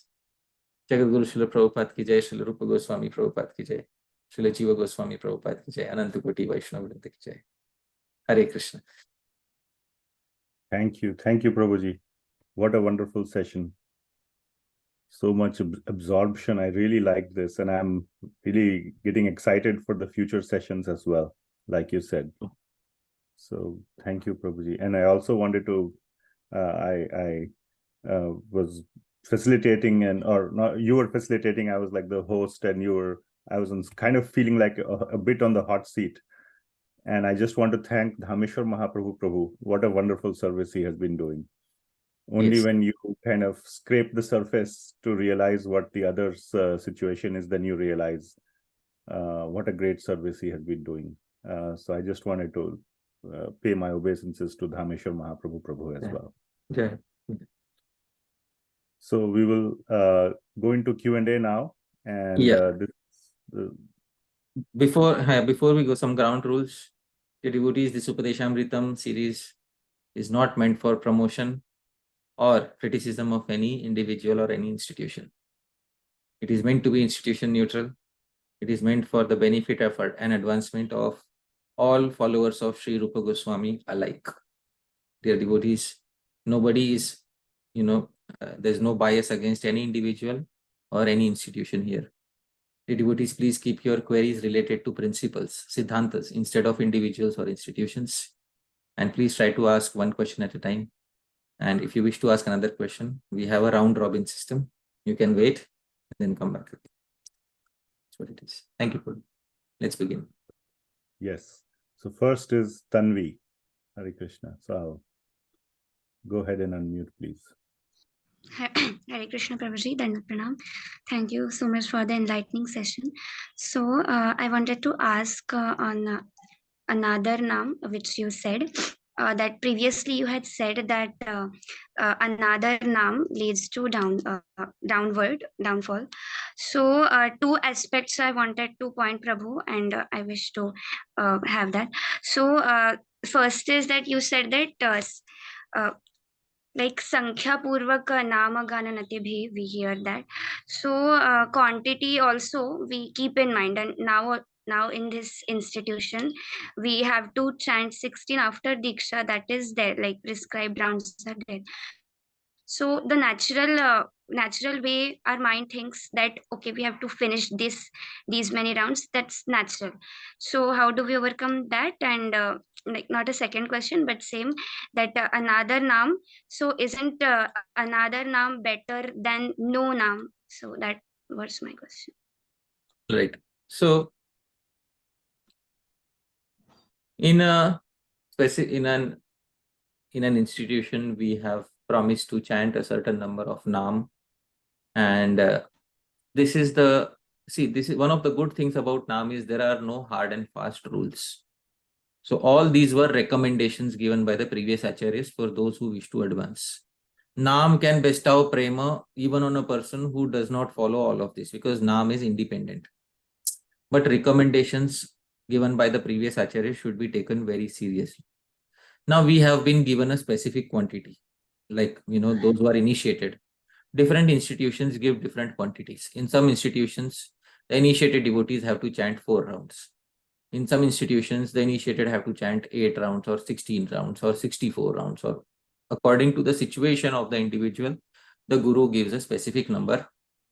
Now, if it is so that, the quantity is such that one may not be able to do it in one place with a concentrated mind, then what should one do? Then one can at least try to ensure one thing, that the rounds which are chanted in the early morning hours, when the mind is clear, when the day has just begun, those rounds can be ensured with a very high degree of quality, as the previous acharyas have specified. Srila Prabhupada, I had mentioned in one of the remembrances, Srila Prabhupada said that he used to chant 4 rounds before the first meal, 4 rounds in the afternoon, 4 rounds in the late afternoon, 4 rounds in the evening, something like that. So he used to divide his rounds in groups of 4. This one advantage of doing this is you can chant in sets of 4 and you can give Aadar. You can, give concentration. But if you feel like you can do 8 or 12 in the morning and that is good quality, then that would be very nice. For those who are chanting 16, I'm saying. So if you can do half of your rounds with good quality, Aadar, as Srila Bhaktivinoda Thakur specified, that would be really very nice. And rest of the rounds are no hard and fast rules. But try to increase the Aadar as much as possible in your japa. Ultimately, there are no hard and fast rules. The acharyas did not say that for every naam you chant, you must, have Aadar. Aadar was a recommendation. If you want to destroy the avidya, then chant with Aadar every day. So as much Aadar as possible, try to give according to your situation every day. And if it is not possible to do with complete Aadar, at least basic level of Aadar, hearing the naam will be good enough. So that is what can be done. And as and when one situation in life becomes more favorable, then one can try to have complete Aadar for the complete set of rounds that one has vowed to chant. So I hope that answers your question. Prabhuji, other than prescribed rounds, can we chant like mechanically, like going here and there? That would be mechanical, but at least more naam will be there. So. More recommended than that is to do kirtan. Let's say you have 2 options. One side, you're traveling somewhere. Option 1 is you can chant naam mechanically and in a distracted way. Option 2 is you can perform kirtan of naams which you like, which I had specified, abhiruchitam naam, which I had specified previously. So it is preferable to do abhiruchitam. You have already completed your prescribed rounds. Why not perform kirtan? Kirtan is also recommended for naam. You can perform kirtan because you are in a situation where distraction is easily possible. So why not perform kirtan? Kirtan means you can just sing lightly to yourself. And then that is good enough. That is actually much better because it will keep your mind much more engaged than chanting Naam with distraction, chanting Japa with distraction. So my recommendation is better than chanting distracted extra rounds is to perform light kirtan of Abhiruchitam Naam, of Naam that you personally like very much. That is what it is. Right? I hope that answers your question. Thank you, Prabhuji. Thank you, Tanvi Mataji. Next, we have Mohit Deshmukh Prabhu. Hare Krishna Prabhuji, Dhanartana. So, thank you for this wonderful gather, as always. And explanation given by our Acharya is represented. So, in one katha, in like explaining Harinamni Kalpana, not of this Obeisances series, but one of the katha of yours, you once said that Harinam, and it is the fact that when we chant Harinam, it is that we are invocation. It is the invocation we are calling Radha Krishna. So if we call someone, even like someone, even Radha Krishna or anyone, like they think, okay, you are calling me, but what next? You are calling me, what next? We did mantra artha chintanam, but okay, what next means? So can we like while chanting Harinam, that not that subconsciously can we pray to Bhagwan that Twami yache darshana dana or antara mandire jagu, something like that. Yeah, so these are all, see, what you are asking for is for me to approve something which is coming spontaneously in your mind. Yes. So there is a certain point till which spontaneity can be approved, beyond which you have to understand that spontaneity is spontaneity. All right. So the emotions that come in your mind spontaneously, if they are favorable to the practice of bhajan, then they are good emotions. But if the emotions that come in your mind, if they are a distraction from your bhajan, they are not to be entertained.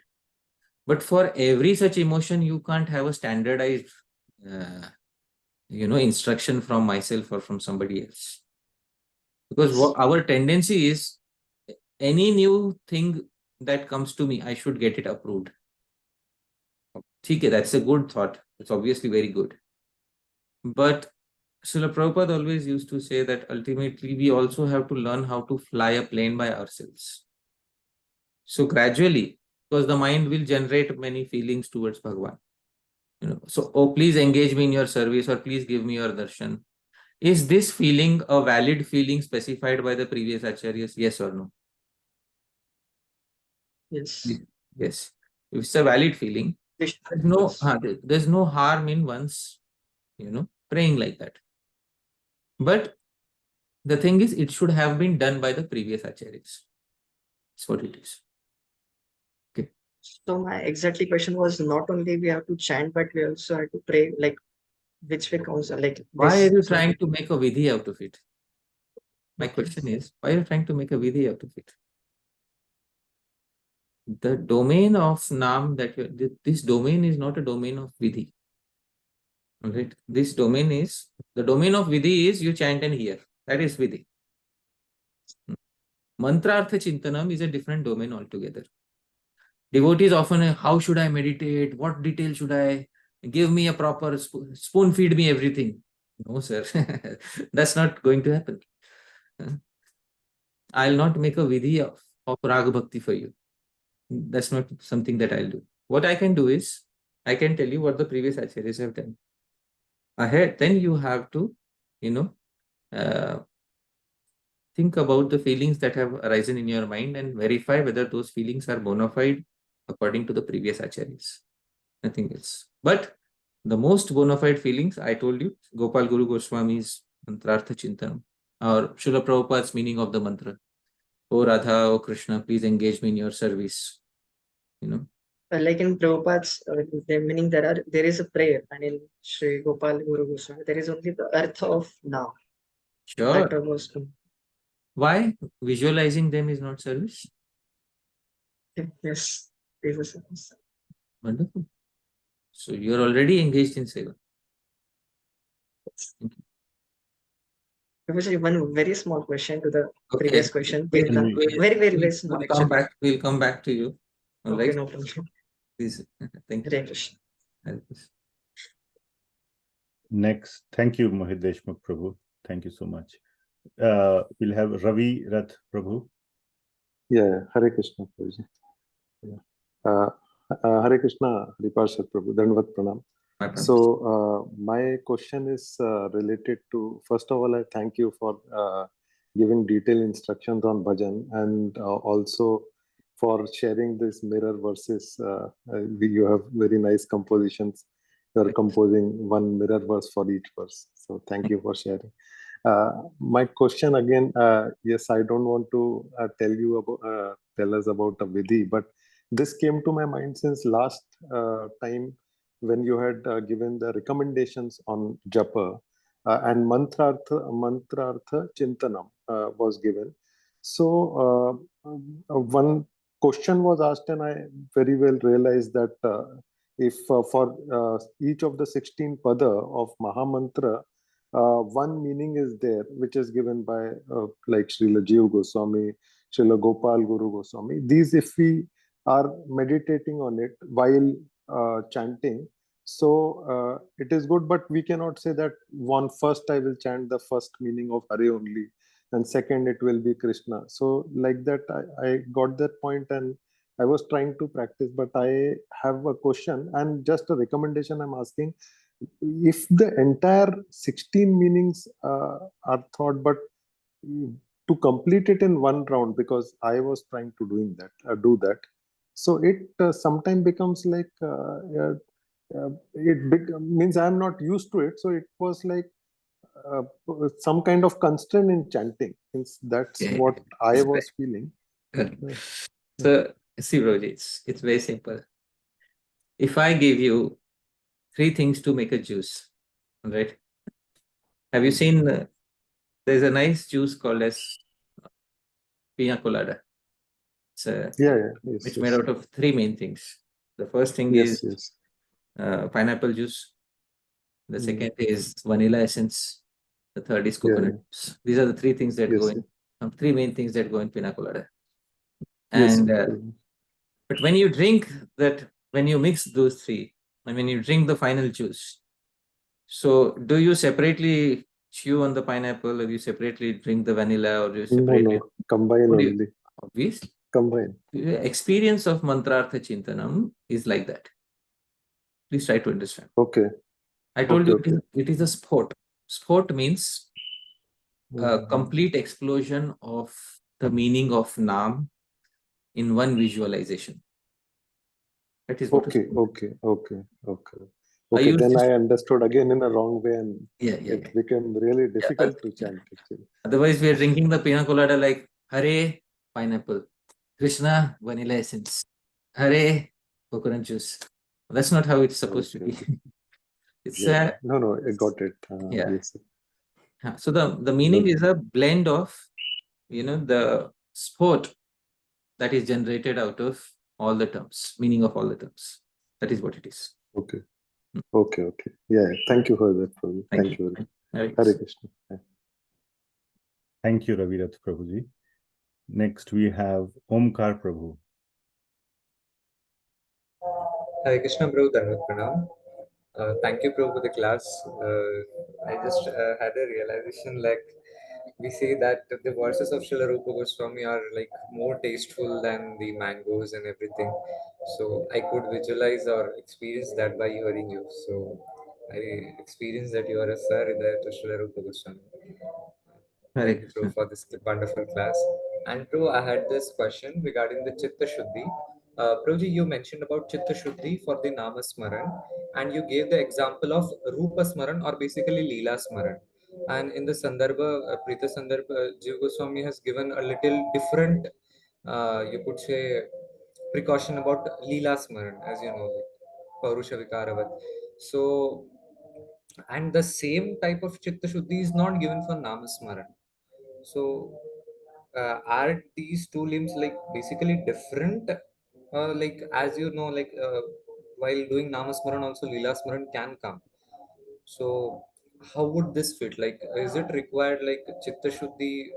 What is the level actually? Is it the same as the Paurusha Vikaravat, or is it a just preliminary level? No, the Chitta Shuddhi that is expected basically from a person is that a person's mind should not be affected by negativities. What are the negativities? Shoka, lamentation, amarsha, anger, etc. The negative, 6 negative qualities should not be there. And basically, the mind should be clear enough to focus on Bhagavan's Nama, Rupa, Guna, or Lila. What you are speaking about from Priti Sandarbha is a warning given to those who are meditating on Rahasya Lila. Paurushendriya Vikar was related to Rahasya Lila, only the most secret pastimes. That precaution was not related to all pastimes, all Lila Smaran.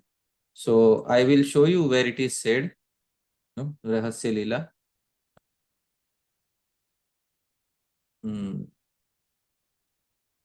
Let me.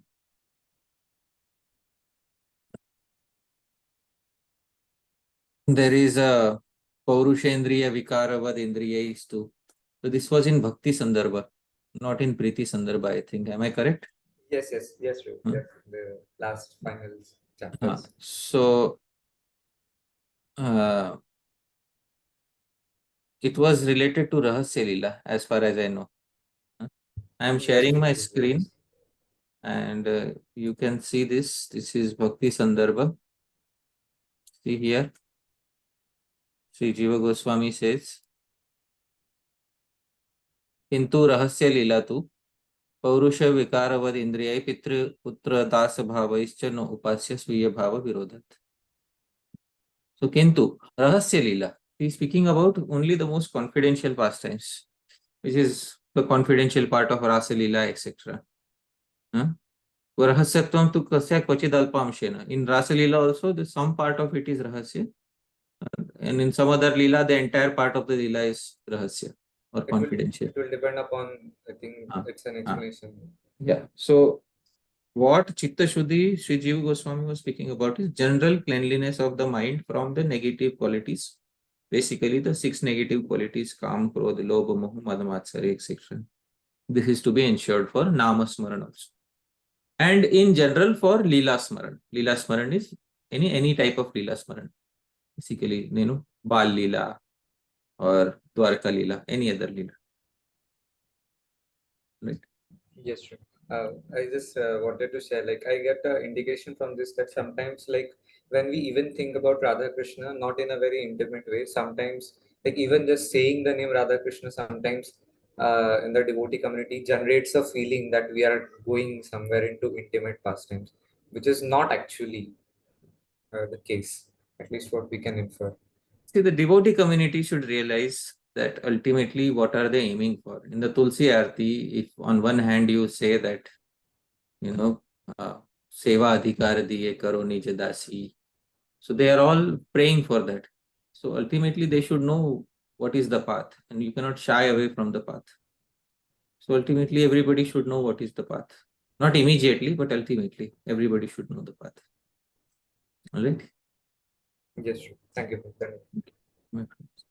Thank you, Omkar Prabhu. Next, we have Kripa Ram Prabhu. Oh, very good. Thanks for your time and your guidance. I have one question in some purpose. The Divine Grace, and the Swami Prabhupada explains that the word Rama means in the Mahamantra Lord Balaram.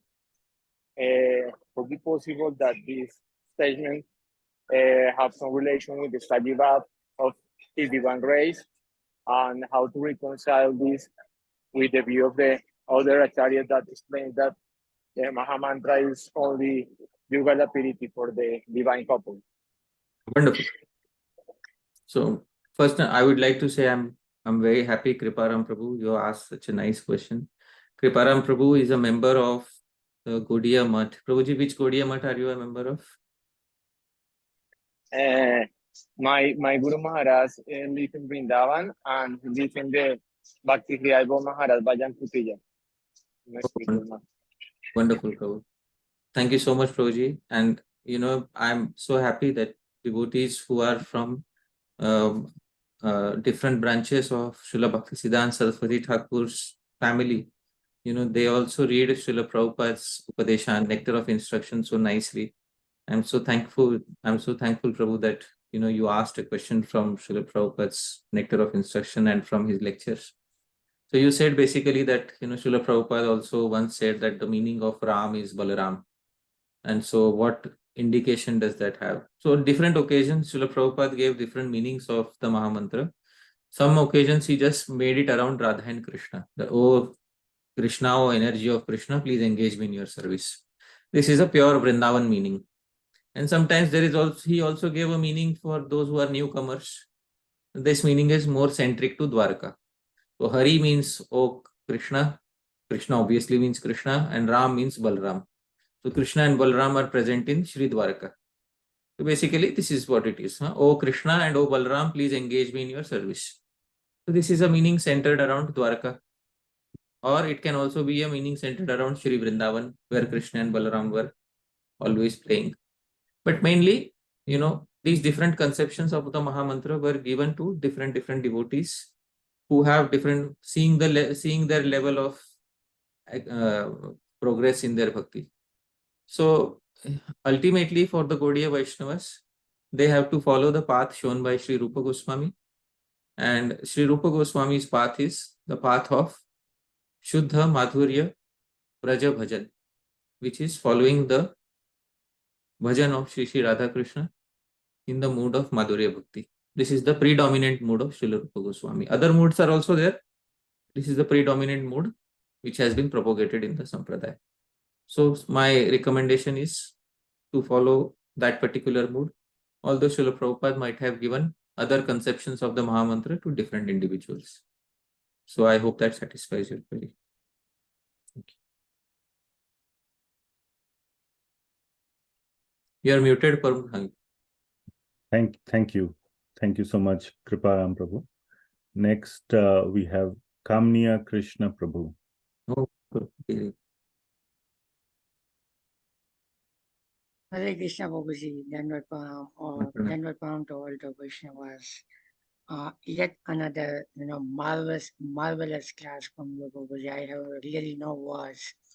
Truly speaking, whenever you are talking on the subject, in fact, whatever the questions, you were answering on to the next statement, or probably instead of Krishna, you are on my mind. But the question is, Prabhuji, so you talked about Naam Smaranam while doing the Japa. So Prabhuji, isn't it little bit fearful that whatever you have given us that they like Gopal Guru Goswami's realization for how you can remember Krishna and the form and all stuff.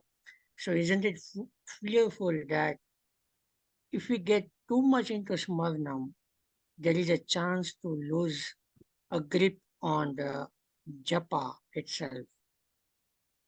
That, Alright. yeah. Sorry, Babuji, this is a wrong question, but just... No. It's a valid question.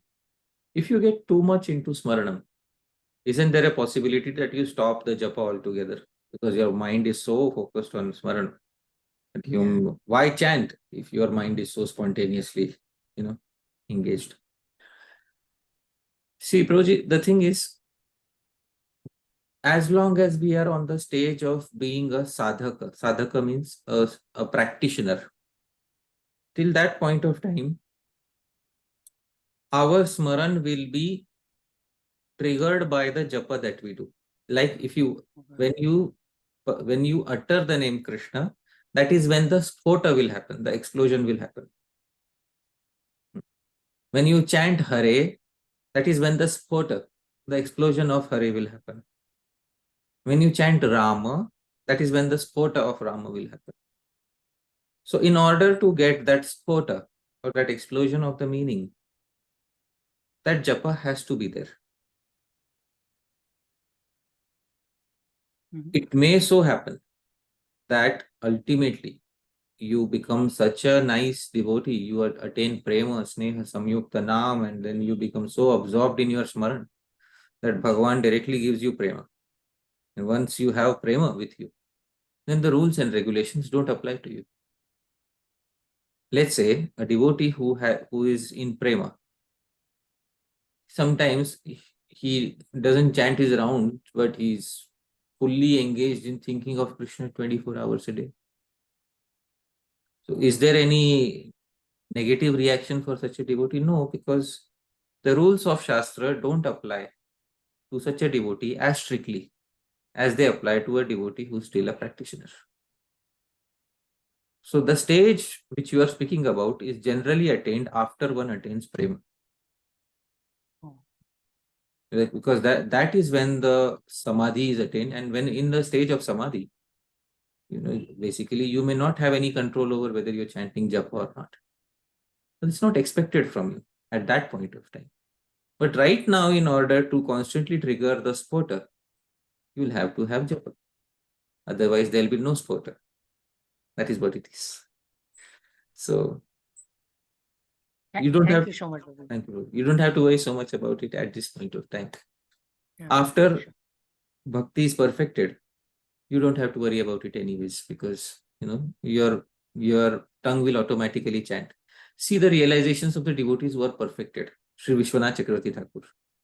He can engage in smaran 24 hours a day, but he is saying, let me have 1,000,000 tongues and let every tongue have millions of qualities. So their experience is praman that you will not give up on your japa. I hope that clarifies. Yeah, thank you so much. I hope we all will get that stage. I wish. Wonderful. Yeah, I sincerely hope that happens. Thank you so much. Thank you. Thank you. Thank you, Kamniya Krishna Prabhu. Next, we will go to Bhavya Bhagwan Prabhu. Hare Krishna, Nam Hare Krishna Prabhu. Thank you very much for your class. Thank you very much for your class, Prabhuji. Thank you. I'll have to hear it again because I joined late. Prabhuji, I have this one question. This was going on in my mind since a long time now. So, Prabhuji, I wanted to ask you, so many times we have heard, like when we are chanting, and some really important thought comes in our mind, maybe pertaining to bhakti only. And and it comes, and if we just follow our rounds, if we just chant our rounds, then it will fade away, and probably that thing will not occur in our mind again. But it's really important, Prabhuji. So what is advice is that we just note it down so that that also stays, and then we can focus on our round also. So Prabhu, is that another? That is something I wanted to ask, Prabhuji. So when we are performing our japa, if some devotional thought related to any other limb of bhakti comes to our mind, what are we supposed to do? Let's say I am performing japa and suddenly a thought comes to my mind that tomorrow I have to make a beautiful mala, a garland for the deity of my temple, and I should not forget it. So since this thought has come to me and I don't want to lose the thought, what should I do? Well, what one can do is very simple. As long as it is only one thought and not many thoughts, there is some space for taking a break after a round and quickly noting down one thought. But if it is more than one thought, then definitely it tends to be in the direction of distraction. So as long as it is one thought, a genuine thought related to a limb of bhakti, and it is not many thoughts, then one can take a small break after a particular round, note it down and quickly come back and resume it. So that I don't think that after the round is completed, Harinam doesn't expect that you sit through all your rounds. After the round is completed, you can quickly get up or write it down somewhere and then continue your Naam in the same position that you were sitting. So I hope that answers your query. So that is not another, right? Another is while chanting Naam if you are not. paying respect. After your round is over, then at that time you are not chanting at that particular time, right? You're waiting to begin the next round. In between that, you can quickly write down one particular thought. As long as it is one thought, it is related to your bhajan, and it's not many thoughts. I mean, it should not be the case that like after one round, another thought comes and then we have to like keep on writing our thoughts after every round. Right? That means our mind is tricking us. Yeah. Thank you, Prabhuji. Hare Krishna. Thank you, Bhavi Bhagwan Prabhu. Next, we'll go to Madhav Prabhu. Hare Krishna, Prabhuji, Dandavat Pranam.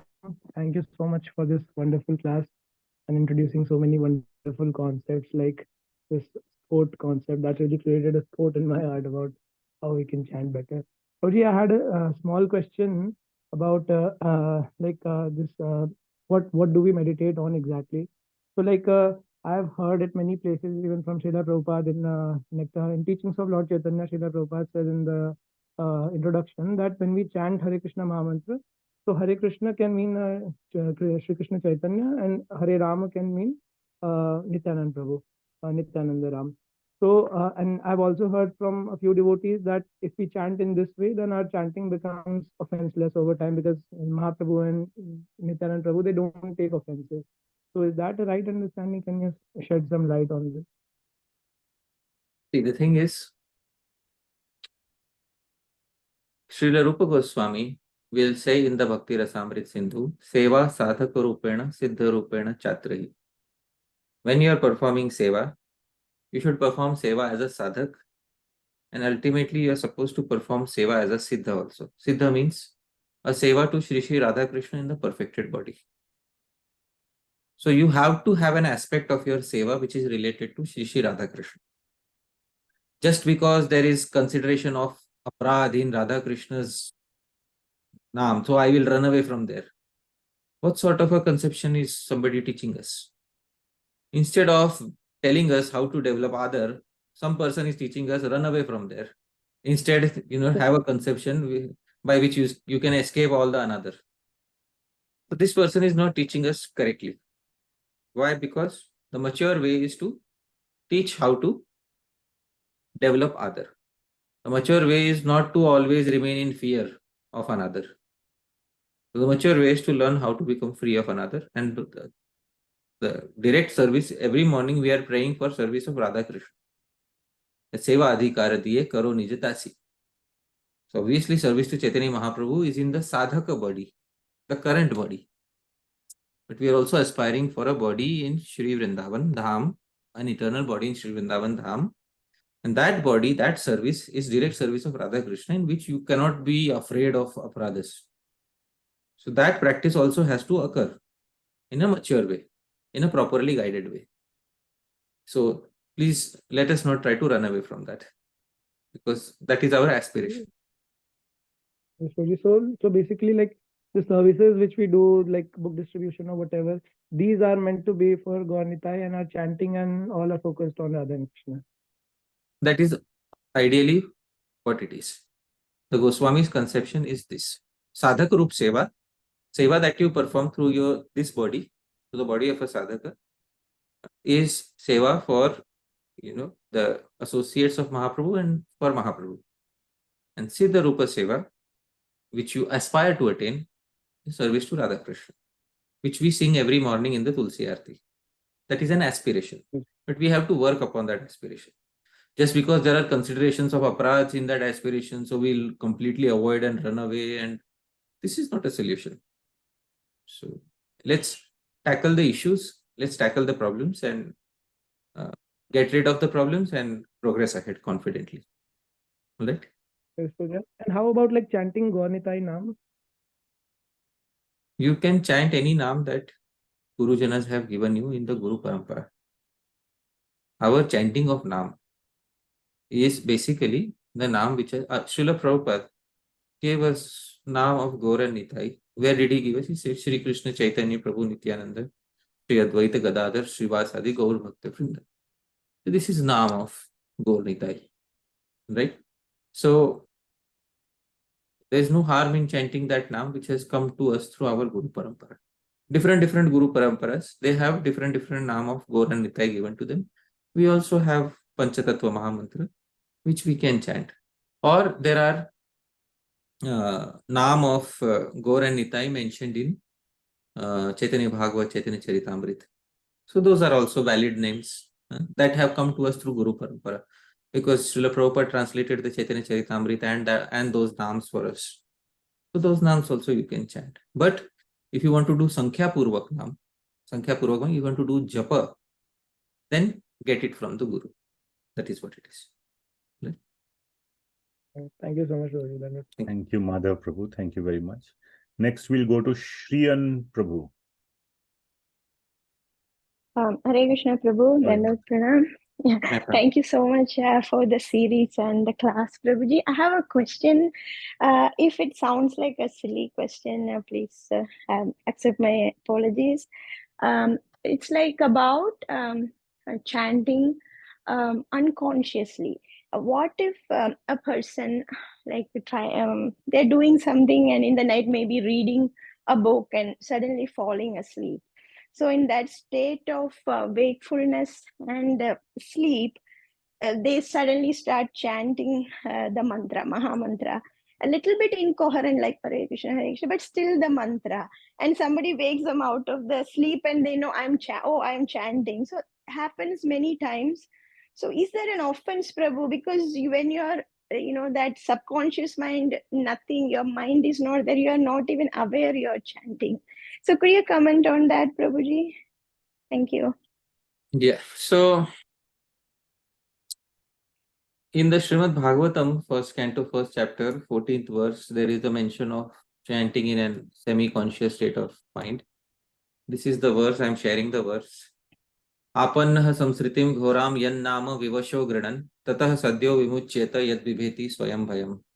So vivasho grinan is the phrase which we can focus on here. See here, vivasho grinan means unconsciously chanting. Living beings who are entangled in the complicated meshes of birth and death can be freed immediately by even unconsciously chanting holy name of Krishna, which is feared personified. Now they can be freed. So even chanting in an unconscious state of mind can be liberating. There is no doubt about that. But can means there is a possibility that it may happen, it may not happen. It depends on the sweet will of Naam. But if we are a sadhak devotee, why to chant unconsciously? Better to chant consciously. Better to utilize the conscious, efforts of our body in chanting Bhagwan's Naam. Sometimes if it happens by its own, there is no problem in that. But if we are making a habit out of chanting unconsciously, that is not good for a sadhaka. So that is the answer to your query. Thank you very much, Prabhu. But this happens kind of involuntarily, that the person isn't aware that this is happening. So is there offense involved there? No, there's no offense in involuntary. Well, offenses are, activities of volition. As long as it is happening once in a while and involuntarily, I don't think the Shastra doesn't specify any offense regarding that. But if one has turned it into a practice, then there may be some consideration of, aparadh, of pramad, inattention involved in it. So that is the answer to the query. Thank you so much, Prabhu. Thank you. Hare Krishna. My pranams. Thank you, Shriyan Mataji. Rakhi Mataji. Rakhi Mataji. Sorry, I didn't. Next, we will go to Akshay Prabhu. Hare Krishna, Prabhu. Prabhuji, my question is related to the quote read of Srila Prabhupada, what you showed about boiling the milk. And my question is more on the personal front. If somebody has to decide how much time or effort he need to spend on his personal bhajan, and also at the same time going out and preaching the message of Krishna consciousness, so how he can decide on this? See, there are two things in front of us. One is our bhajan. One is saving others. Right now, if we sacrifice our bhajan in order to save others, and believe me, this has been tried. then we will lose our own bhakti, and we will lose also the potency to bring others to the path of bhakti. But if we sacrifice some of the prachar and focus it on bhajan, it is not considered such a big loss, as compared to sacrificing one's bhajan for prachar. Therefore, if you have to sacrifice one of the two, it is better to sacrifice some time of prachar and give it to bhajan. Not all the time, but some time of prachar, give it to bhajan, because that will strengthen you. In the initial years, we require strength. Strength comes from bhajan. Primarily, strength comes from bhajan. Strength comes from hearing Harikatha, hearing the Siddhantas, clarifying our doubts. This is how our conviction builds up. This is the time when we are gaining important convictions about the path of Krishna Bhakti. If we sacrifice all of this time and engage in prachar, then our doubts will not be cleared. We will have many illusions about the tattva. Tomorrow, if anybody asks us a question also, we will most likely give an incorrect answer. So, that sort of situation should not happen. Therefore, initially, one should ensure that one's bhajan does not suffer, because we are still picking up on the path. So right now we are not, in the initial days, we are not in a position to, give a good quality of bhakti to hundreds and thousands of people. So if we want to ensure sustained progress will happen if we take care of our bhajan, and whatever time remains, we should give definitely to prachar. This is my point of view, because I wish to see devotees have sustained progress. There are individuals who say, no, exhaust yourself in prachar. That's good. But then many times such individuals, devotees, are not able to have any bhajan, and then sometimes they leave the path. So it is not sustainable. All right. So if we want sustainable growth for our personal spiritual life, we should also have a good culture of bhajan. And at the same time, we should not neglect the order of the Guru for prachar. But between these two, a new devotee should focus on his bhajan primarily. That is the answer. Thank you. Thank you, Prabhu. Hare Krishna. Thank you so much, Akshay Prabhu. So now we'll go to the second round of questions, and we'll start with Mohit Deshmukh Prabhu. Hare Krishna, Prabhuji. I have added that small question in this question. So please clear my understanding as well as the answer. As you mentioned, Mahaprabhu's word that Iha haite sarva siddhi hui be sabar sarva kshana bola ite vidhi nahi. So I want to focus now here on sarva kshana bolo. And also Srila Thakur Mahashaya says Name te aadhar kari Krishna smara. As we go on practicing ideal japa, I got this understanding. As we go on practicing ideal japa, the namasmaran comes organically and spontaneously. So in that way, we can do sarvakshana. We can remember as well as chant the name of Krishna constantly, sarvakshana. So next is, but here's Mahaprabhu is saying that bolo, not smara. Of course, that is our goal. That smaraneva kalevara. That ultimately we have to do smaran of Bhagavad at the end of our life. So how can we follow this sarvakshana bala?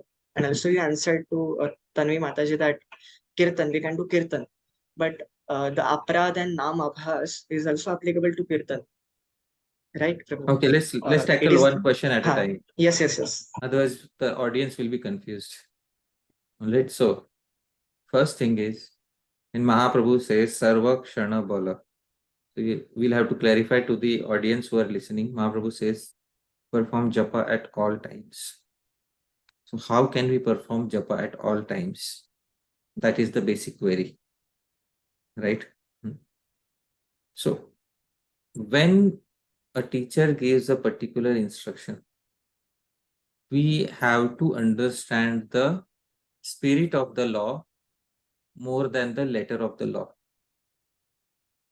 When Chaitanya Mahaprabhu says Sarvakshana Bala, does it mean that with your Japamala you go to your washroom when you are taking bath?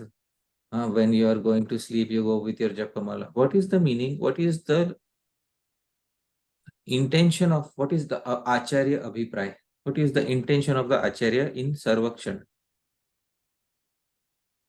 That the Naam should be constantly chanted, means the remembrance of Bhagavan should be constant. He's saying Bala. Speak Yes. through your mouth. What is the meaning of saying constantly speak? What is the Abhipraya? Intention of the Acharya? Here Upalikshan is added. No. It is that you perform regularly every day. In Bhakti Rasamrit Sindhu, Rupa Goswami said, Sarvakshana smara, smartavya satatam Vishnu. Rupa Goswami says, Vismartavya no jatuchit. Satatam, what does satatam mean? Once in a day, or like Srila Chakravarti Path, I think so. So how did he interpret satatam constantly as daily? once? Yes. How did he interpret constantly as once in a day? Yes. How did he interpret that? Once in a day, it's daily, not the 24 hours. How did he interpret the Abhipraya? He took the Abhipraya. What is the meaning of Abhipraya? The intention of the Acharya. Wonderful. What they want to convey. Wonderful. Actually. So when the Acharyas say something, what is the Abhipraya? What is the intention behind their wordings? That is what has to be taken. Otherwise, if we take literally everything, we will have a conflict. Chaitanya Mahaprabhu says constantly chant. Rupa Goswami says constantly remember. And then you will not be able to do both of them together. And then you will end up doing nothing. And then that will cause a disruption in our spiritual life. So there is something called as Acharya Abhipraya. Therefore, there is whatever the Acharyas have given is very natural and organically possible for all the sadhakas. It's not a big physical exercise that you have to do. Right? So you don't have to take a big stress about it. It is easily possible. It's an easy path. Yes. Okay. And that the understanding that as we go on practicing ideals for the Namasmaran becomes spontaneous and organic. That understanding is right over. Yeah, as we go on practicing Namarth Mantrartha Chintanam. On the daily basis, means Satatam. Yes, then if it happens organically, it happens organically. If it doesn't happen organically, no problem. There was never a requirement that unless it becomes 24 hours, you cannot go home back to Godhead. I never heard of that requirement before. Have you heard of such a requirement? No. In Shastra and at least in what previous Acharya said. So there was no such requirement. So why should I artificially try to force such a requirement? That is the answer. Yes. If it happens, it happens, it happens. If it doesn't happen, that's all right. We will practice other limbs of bhakti. Yes, that kirtan one, that the Naam Abhas and Naam Aprat is also applicable to kirtan, not to the Shravan, as you previously mentioned. So as you give another recommendation that you can do kirtan with whatever you love the name of Krishna, like Govinda, Damodar, or any. Sure. Yeah. So in that thing, the Naam Abhas and Naam Aprat is also applicable. In kirtan, if you are chanting your Abhiruchitam Nama, I said you're chanting the Naam which is dear to you. Why will you chant with inattention? It is dear to you, no? Why have I specified Abhiruchitam Nama? Like we are doing some work or some seva, anything, and we are chanting Abhiruchitam Nama. Wonderful. So, when you are chanting your Abhiruchitam, is it not entering your ears? Yes, of course. And so we are. And obviously, some part of your mind is focused there because it is the Naam is dear to you. So where is the another? Yes. Right? Another means, I'll tell you what another is. I chant Hare Krishna Mahamantra and I'm thinking of the latest video game that came out. And I'm just pulling the strings of the bead. Hare Krishna, Hare Krishna. Wow, tomorrow that video game will come. I'll buy it from the store and I'll put it on my PlayStation. Hare Ram, Hare Ram. You understand? That is what another is. Yes. Okay. Chalo. Thank you for crystal understanding of this submission. Hare Krishna. Thank you, Mohit. Thank you, Mohit Prabhu. Thank you so much. Next, we will go to Omkar Prabhu again. Hare Krishna Prabhu, Dandavat Pranam. Prabhuji, today we spoke about the modernization of the sampradayas. So I had a question which is like not specific to any institution.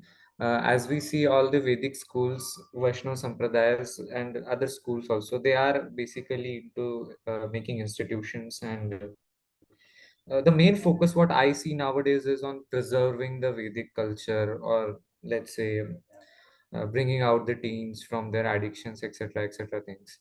So for that, the main focus of preaching becomes is like how to keep them connected to the Vedic dharma, or etc., etc. other things.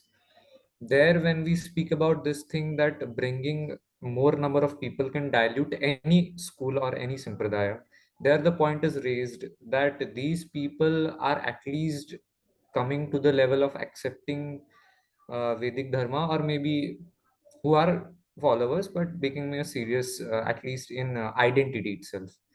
So there is always this tension. What I see nowadays is that people try to give out these reasons that at least this person will come out from this addiction, or etc., etc. things.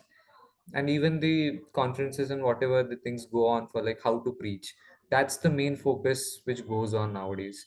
So it's not specific to any institution, it's about all institutions. All right. So whenever an institution expands it and says that it wants to preserve Vedic culture, you cannot preserve Vedic culture unless you get into Varnashram. It is simply not possible. So any institution which claims to preserve Vedic culture ultimately has to bring people to Varnashram. So these individuals who are saying that at least we are bringing them to the correct path, you are bringing them to Varnashram. Just the plain fact is that you are bringing them to a standard of Varnashram where they can have a life according to what the Shastras say. That's good enough. But the movement of Sri Chaitanya Mahaprabhu is not about Varnashram only. There is a verse in the Chaitanya Charitamrita. I will show you a very nice verse from Chaitanya Charitamrita.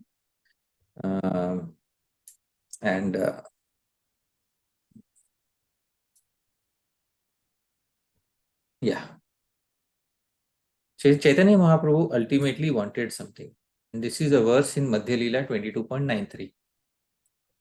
So this verse says, Eta sabha chhadi aay varnashrama dharma akinchana hayalaya krishneka sharana.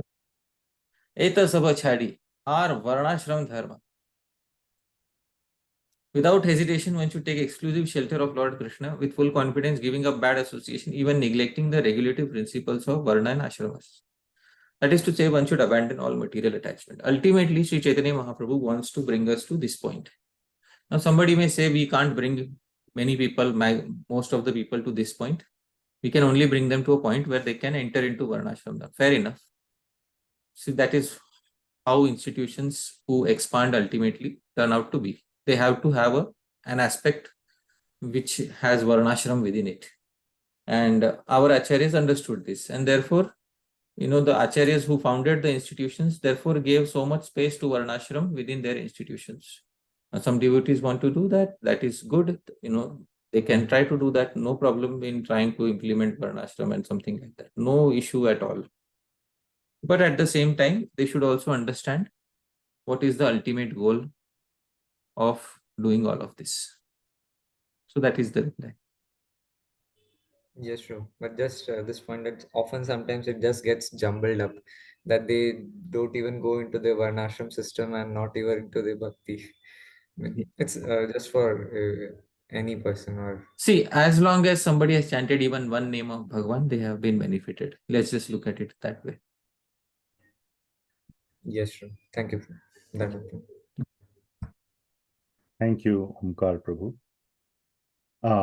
Next, we will go to Bhavya Bhagwan Prabhu. Hare Krishna Prabhuji. Prabhuji, I've got two questions, if I may ask Prabhuji. Maybe one question at a time so that other Hare devotees Krishna.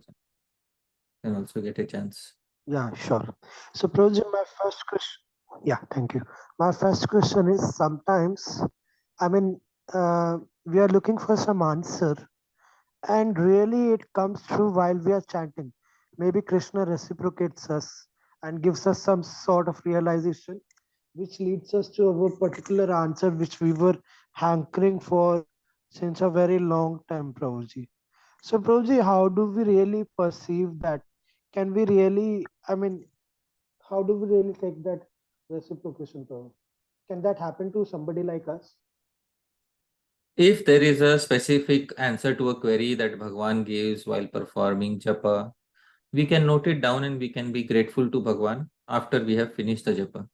Why? During the time of japa, our gratitude is expressed by mantra artha chintana. So that is what it is. Sure. Yeah, but Prabhuji, but can we validate it? Like, if we have got the answer and it should be the right answer, Prabhuji. I mean, how do we validate? That is another thing. Bhagwan speaks through the mouth of Shastra. An answer is correct only when it is validated through Shastra. Shastra yonitvat. Sure. Brahma takes birth in the Shastra yoni. That is one of the Vedanta sutras. Brahma takes birth in the absolute truth, appears through the womb of Shastra. So if the answer is verified through Shastra, that is Bhagwan's Vani. That is the answer to your query. Thank you. Thank you. Another thing which I'd wanted to ask you is, Prabhuji. Should we come back, So Prabhuji, or should we? sometimes we are sure, Param Karna Prabhu, as you say. Yeah, Prabhu. let's come back to you, Prabhuji. Sure. Yeah. Next, we'll go to Damodar Leela. Oh, this first time. Yes. Sorry, Mataji, for keeping you waiting with. No problem. I was not able to form my thoughts very clearly, so I lowered my hand, and I still probably don't have it very perfectly formed. So please excuse me for that. Thank you for a very nice class. And when you were talking about industrialization and standardization, how all the devotees look alike, and so I mean, we as an institution, they were told to do like that. And that's what people are following. Now, you gave such very nice things from previous acaryas and how, you should do, like all the instructions that you gave today, which are for a higher level of bhajan. What if those are also now given to masses? So you come to that level, So we are kind of, I mean, would that be a good thing that people are now told to do it like that? But would that be in the spirit of industrialization? Standardizing the higher level of japa? I mean, will it be against the principle? Should these things be told to masses in the mode of helping them to come up to the next level? Or No. Good things should remain rare. Good things should always remain rare. If we make good things publicly available, then the public has a tendency to bring it to the lowest common denominator. First and foremost, Srila Bhaktivinoda Thakur put a condition of Chitta Shuddhi for Namasmaran, and therefore I emphasize that condition very much. A person who is newly on the path of bhajan doesn't have a conception of Chitta Shuddhi, of purification of consciousness. Therefore, they should take out some time that charitra, their own character, should be reformed by staying in association with the Vaishnavas. When they have some Chitta Shuddhi and they are freed from the previous vices that they had when they were in the material world outside. That is after a few years, then when they have the inclination comes from their side that I wish to advance. That is when they are candidates to receive this knowledge. Otherwise, if we start giving it out to newcomers, then newcomers will, without Chitta Shuddhi, try to do mantrartha chintanam, nama smaranam, etc. and then their material feelings will mix in all these namasmaran, and that will not be beneficial for them. So good things should remain rare. So therefore, after so many sessions of Upadeshamritam, now in the 7th verse, we are finally coming to these things. In this series, I will not shy away from speaking them, because this series is meant for the devotees. It's not meant for new people mainly. It is meant for the devotees. But if we are speaking to new people, we should give them a general conception of the Mahamantra, O Krishna, O energy of Krishna, please engage me in your service. And then we should tell them to listen to the Mahamantra. After a few years, when they have the natural desire to improve, then we should tell them what are the more advanced aspects of bhajan. But it should come from them. The hunger should be with them. We should not force feed them. So that is the answer to your question. But Yeah. Okay, please continue. what if they are not fortunate enough to have a good teacher who can tell them at that point of time, say after whatever, 5, 7, 10 years, and if we don't have, I mean, we are fortunate to have you in our lives to guide us, but there are so many people, so many devotees who will come to that stage, but they won't have access to these higher level of principles. May not have. It's not that I'm not making a blanket statement, but they may not have if we don't standardize it. So I'm sorry. It's about that standardization also has the benefits, and how will we? I mean, some people may not get access to that if it's wonderful. Therefore, Swalpa punyavatam rajan vishvasu naiva jayate. Not everyone will be fortunate, Mataji. okay. Not everyone will be fortunate. I will share a purport which I have shown previously. Mataji, you yourself can read what is written in this purport, 11.2.49. Please read, Mataji. Srila Bhakti Siddhanta Saraswati Thakur has described the process by which one becomes an Uttam Adhikari. If one is fortunate, he gradually becomes disgusted with the limited vision and activities of the Kanishta Adhikari and learns to appreciate the expanded vision of the Madhyam Adhikari, who is able to recognize that every living entity should become a devotee of Krishna, and that one achieves the perfection of life by following in the footsteps of an Uttam Adhikari devotee of the Lord. So, Mataji, all of this comes with a big if. What is the big if? If one is fortunate. So therefore, quality cannot be mass produced. That is the answer to your query. Thank you. Thank you. Thank you so much, Prabhuji. How will the fortunate feel fortunate if everybody becomes fortunate? Right. So that's the answer to your query. Thank you. Thank you, Prabhuji. We'll go back to Madhav Prabhu now. Yeah. Hare Krishna, Prabhuji. Prabhuji, I also had a question regarding chanting of the Abhiruchitam Naam. So sometimes when we are chanting, let's say the names which we love, or even Hare Krishna Mahamantra in a personal kirtan, so we are just walking and chanting kirtan. So sometimes that is, so in that kirtan, our main focus is on the melody. So we are attracted to a particular melody and we sing the kirtan in that melody, and that's how our intention on the Naam is fixed. So is that a bona fide, or does it have to be on the Naam itself? So how do we understand this? See, Prabhu, Sangeet is one of the bona fide, arts taught in Vedic culture. And different ragas in Sangeet are meant to evoke different moods. In the Geet Govind, in the Sangeet Madhav, these are basically books for songs. These songs don't have meters, they have ragas. So Sangeet Madhav is by Sri Prabodhanand Saraswati. Songs, you don't have meters, they have ragas. If you try to sing them in meters, you will not be able to sing. They have a ragas, Varadi Rag, Vasanta Rag. So all these ragas are there. What is the purpose of the ragas? The purpose of the rag is to invoke a certain emotion. As long as the emotion is favorable for the smaran that one is doing, it's welcome. As long as the raga is unfavorable for it, it is not welcome. That's all. And Prabhuji, sometimes the opposite happens, that we are sitting in a kirtan and the melody is not of our choice. So, and we feel little disgusted at that time. So, is that wrong, or like how do we overcome such a mentality? That's called Vairasya. Vairasya means your relishment is disturbed at that point of time.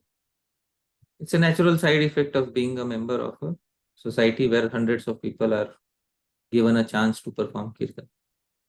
Traditionally, when kirtan festivals are organized, a person who is fully expert in the art of doing kirtan is given the mic. The person who knows which rag to sing at which time is given the mic. This is what traditionally was done. It is called, in traditional, what is it called? Ashtaprahar Kirtan.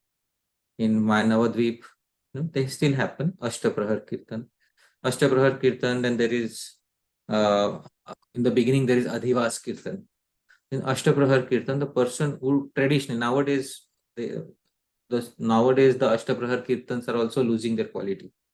But traditionally, a few hundred years ago, in Ashtaprahar Kirtan, in Adhivas Kirtan, a person who is aware of all the ragas, how to sing, how to evoke the emotions, bona fide emotions within the audience, that person will be appointed as the singer.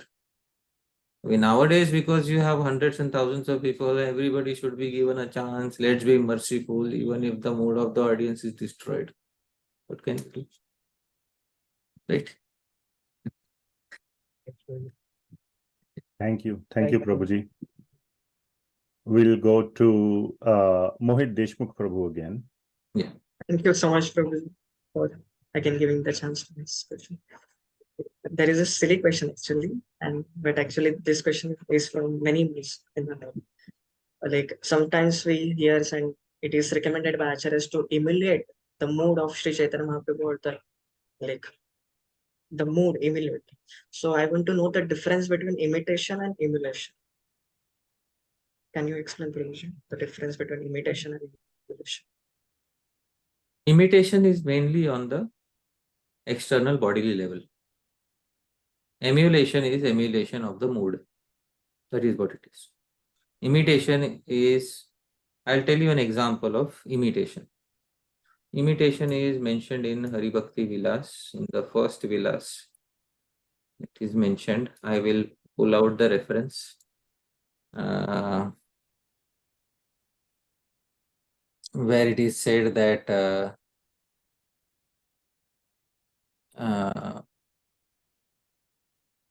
yeah, this is, I'm sharing my screen. This is Hari Bhakti Vilas 1.92. Na chaiva asya anukurvita gati bhashana cheshtitam. Na chaiva asya, of gurus, na anukurvita, don't imitate. Gati, the style of walking, bhashan, the style of speaking, cheshtitam, the mannerisms of the guru should not be imitated. This is imitation, basically. Emulation means what is the inner mood of the guru, what path the guru has taken for advancement. That is emulation. Emulation is an inner thing. Imitation is an external thing mainly. This is the primary difference. I hope that clarifies. Yes, sir. Thank you. Hare Krishna. Thank you, Mohit Prabhu. Last question we have, and then I have an online question. Bhavya Bhagwan Prabhu. Yeah, thank you so much, Prabhuji, for giving me another chance. Prabhuji, my question is, so sometimes there is this eagerness to chant the rounds, and other times, I mean, it's like a burden. Like when I'm done with my rounds, I'm like, okay, chalo rounds, okay, that's it. And sometimes there is this eagerness to chant Prabhu, and then sometimes we end up. So, Prabhuji, I wanted to know how can we really move from this Ghana Tarala stage, Prabhu? That's the phrase which came to my mind, Ghana Tarala. Thank you. How can we move ahead? Ghana Tarala means, Ghana means intense, Tarala means diluted. So sometimes this is a phrase used by Srila Vishwanath Chakravarti Thakur in his Madhurya Kadambini to describe a stage of anisthita bhajan or unsteady bhakti where sometimes the bhakti is intense, sometimes the bhakti is diluted. How do we move ahead? We can only move ahead from this if we are fortunate to receive quality instructions on the specific needs that we have. Where are we lacking? And when a specific individual gives us instructions that are required for our customized situation, then we will definitely be able to advance. Or if by the mercy of the previous acaryas, we find the answer in some literature written by the previous acaryas and we're able to implement the solution, then also we can advance. So whatever are the stumbling blocks, they should either be cleared by the Shastra or by a sadhu. So if that takes place in our life, then definitely it will happen. Sometimes you say we are finding enthusiasm in our japa. Sometimes we feel it is a burden.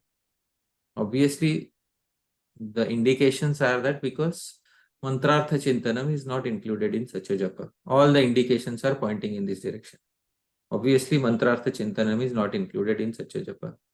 If it were to be included, then obviously one will not feel such a disinclination. And secondly, one is taking japa as a burden because one feels that my time is being used in an unproductive activity. Why am I repeating a certain name for 2.5 hours? This activity is highly unproductive. The mind is screaming, and therefore one feels that it is a burden. The mind has to be convinced why it is the most productive activity. And how will that happen? The mind should itself say that it is the most productive activity because I had the most blissful time doing mantrartha chintanam.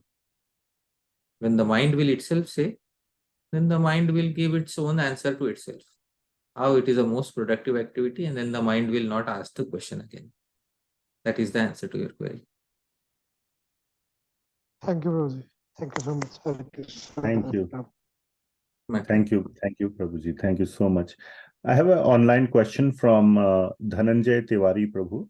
Yeah. So he's asking, I'll paraphrase, that like somebody, if he's doing the japa in like sets of 4 plus 4 plus 4, like that. And after the first set of 4, then he went to the bathroom. So before starting the next 4, is it recommended to take a bath or just washing the hands and feet is enough? In general, like I think what he wants to ask is some more details on the principles of cleanliness or suchi to be followed for japa. Shaucham is one of the 6 qualities that was mentioned. Also I mentioned Shaucham is external and internal cleanliness. Now, sometimes if external cleanliness is easily possible, we should ensure external cleanliness by taking a bath. Also, those who are second initiated, they should definitely ensure external cleanliness. But if it is difficult because one is sick, one is traveling, or for some other reason, therefore Harinam doesn't expect anything compulsorily. There are no fixed rules and regulations. But just because there are no fixed rules and regulations doesn't mean that there are no recommendations. The recommendations are there, and the recommendation should be taken seriously. But if it is not possible in some cases, let's say, one is suffering from loose motions. So one has to go to the restroom repeatedly. So in some cases, it may not be possible to take a bath every time one goes. But if one is not sick, then it is recommended to take a bath. So that is the answer to the query. It's best to cultivate Brahminical qualities, even though one may not be a Brahmana. What is the harm in cultivating the qualities of a Brahmana, although one may not be a Brahmana, initiated as a Brahmana? So that is the answer. Thank you, Prabhuji. Thank you so much, Prabhuji, for such a wonderful class. And so I find that the class is one thing and the Q&A is just a whole another class in itself, where so much gets clarified. I'm sure every devotee here feels in the same way. So I think everybody can unmute and share their gratitude to Prabhuji, who is investing so much time and energy and so much love in answering so many questions for our benefit. Thank you. Thank you so Please much. unmute. Thank you, Prabhuji. Thank you. Hare Thank you so Hare much. Krishna. Thank you so much, Thank you very Prabhuji. much for guidance and help. Thank you. Hare Krishna, Hare Pasha Prabhuji. Thank you so much for wonderful class. Thank you, millions of times. Thank you. Thank His you. Thank you Grace so much. Hari Varsha Prabhu ki Jai. Srila Jai. Always Prabhupada. grateful to you. Hare His Krishna. Grace Hari Pasha Prabhu ki Jai. Thank you very much, Srila Prabhuji. Prabhupada ki jai. Srila Prabhupada ki jai. Always grateful to you, Prabhuji. Thank you so much, Prabhuji. Thank you. Thank you very much, Prabhuji. Thank Hare you. Krishna. Thank you. And thank you for like giving us Shastriya Shraddha instead of Laukik Shraddha. Thank you. Hare Krishna. Hare Krishna. Hare Krishna, Prabhu. Thank Thank you. you for Thank you. making us Thank you. fortunate. Thank you. Thank you, Mataji. Thank you. Thank you, Prabhuji. Thank These you. classes should never end. These Hare classes Krishna. should never end. Thank you. We hope so. Thank you. Okay, I will close the call then. Thank Thank you, you. thank you, everyone. Hare Hare Krishna. Hare Krishna. Thank Hare you. Krishna. Hare Krishna, Prabhuji.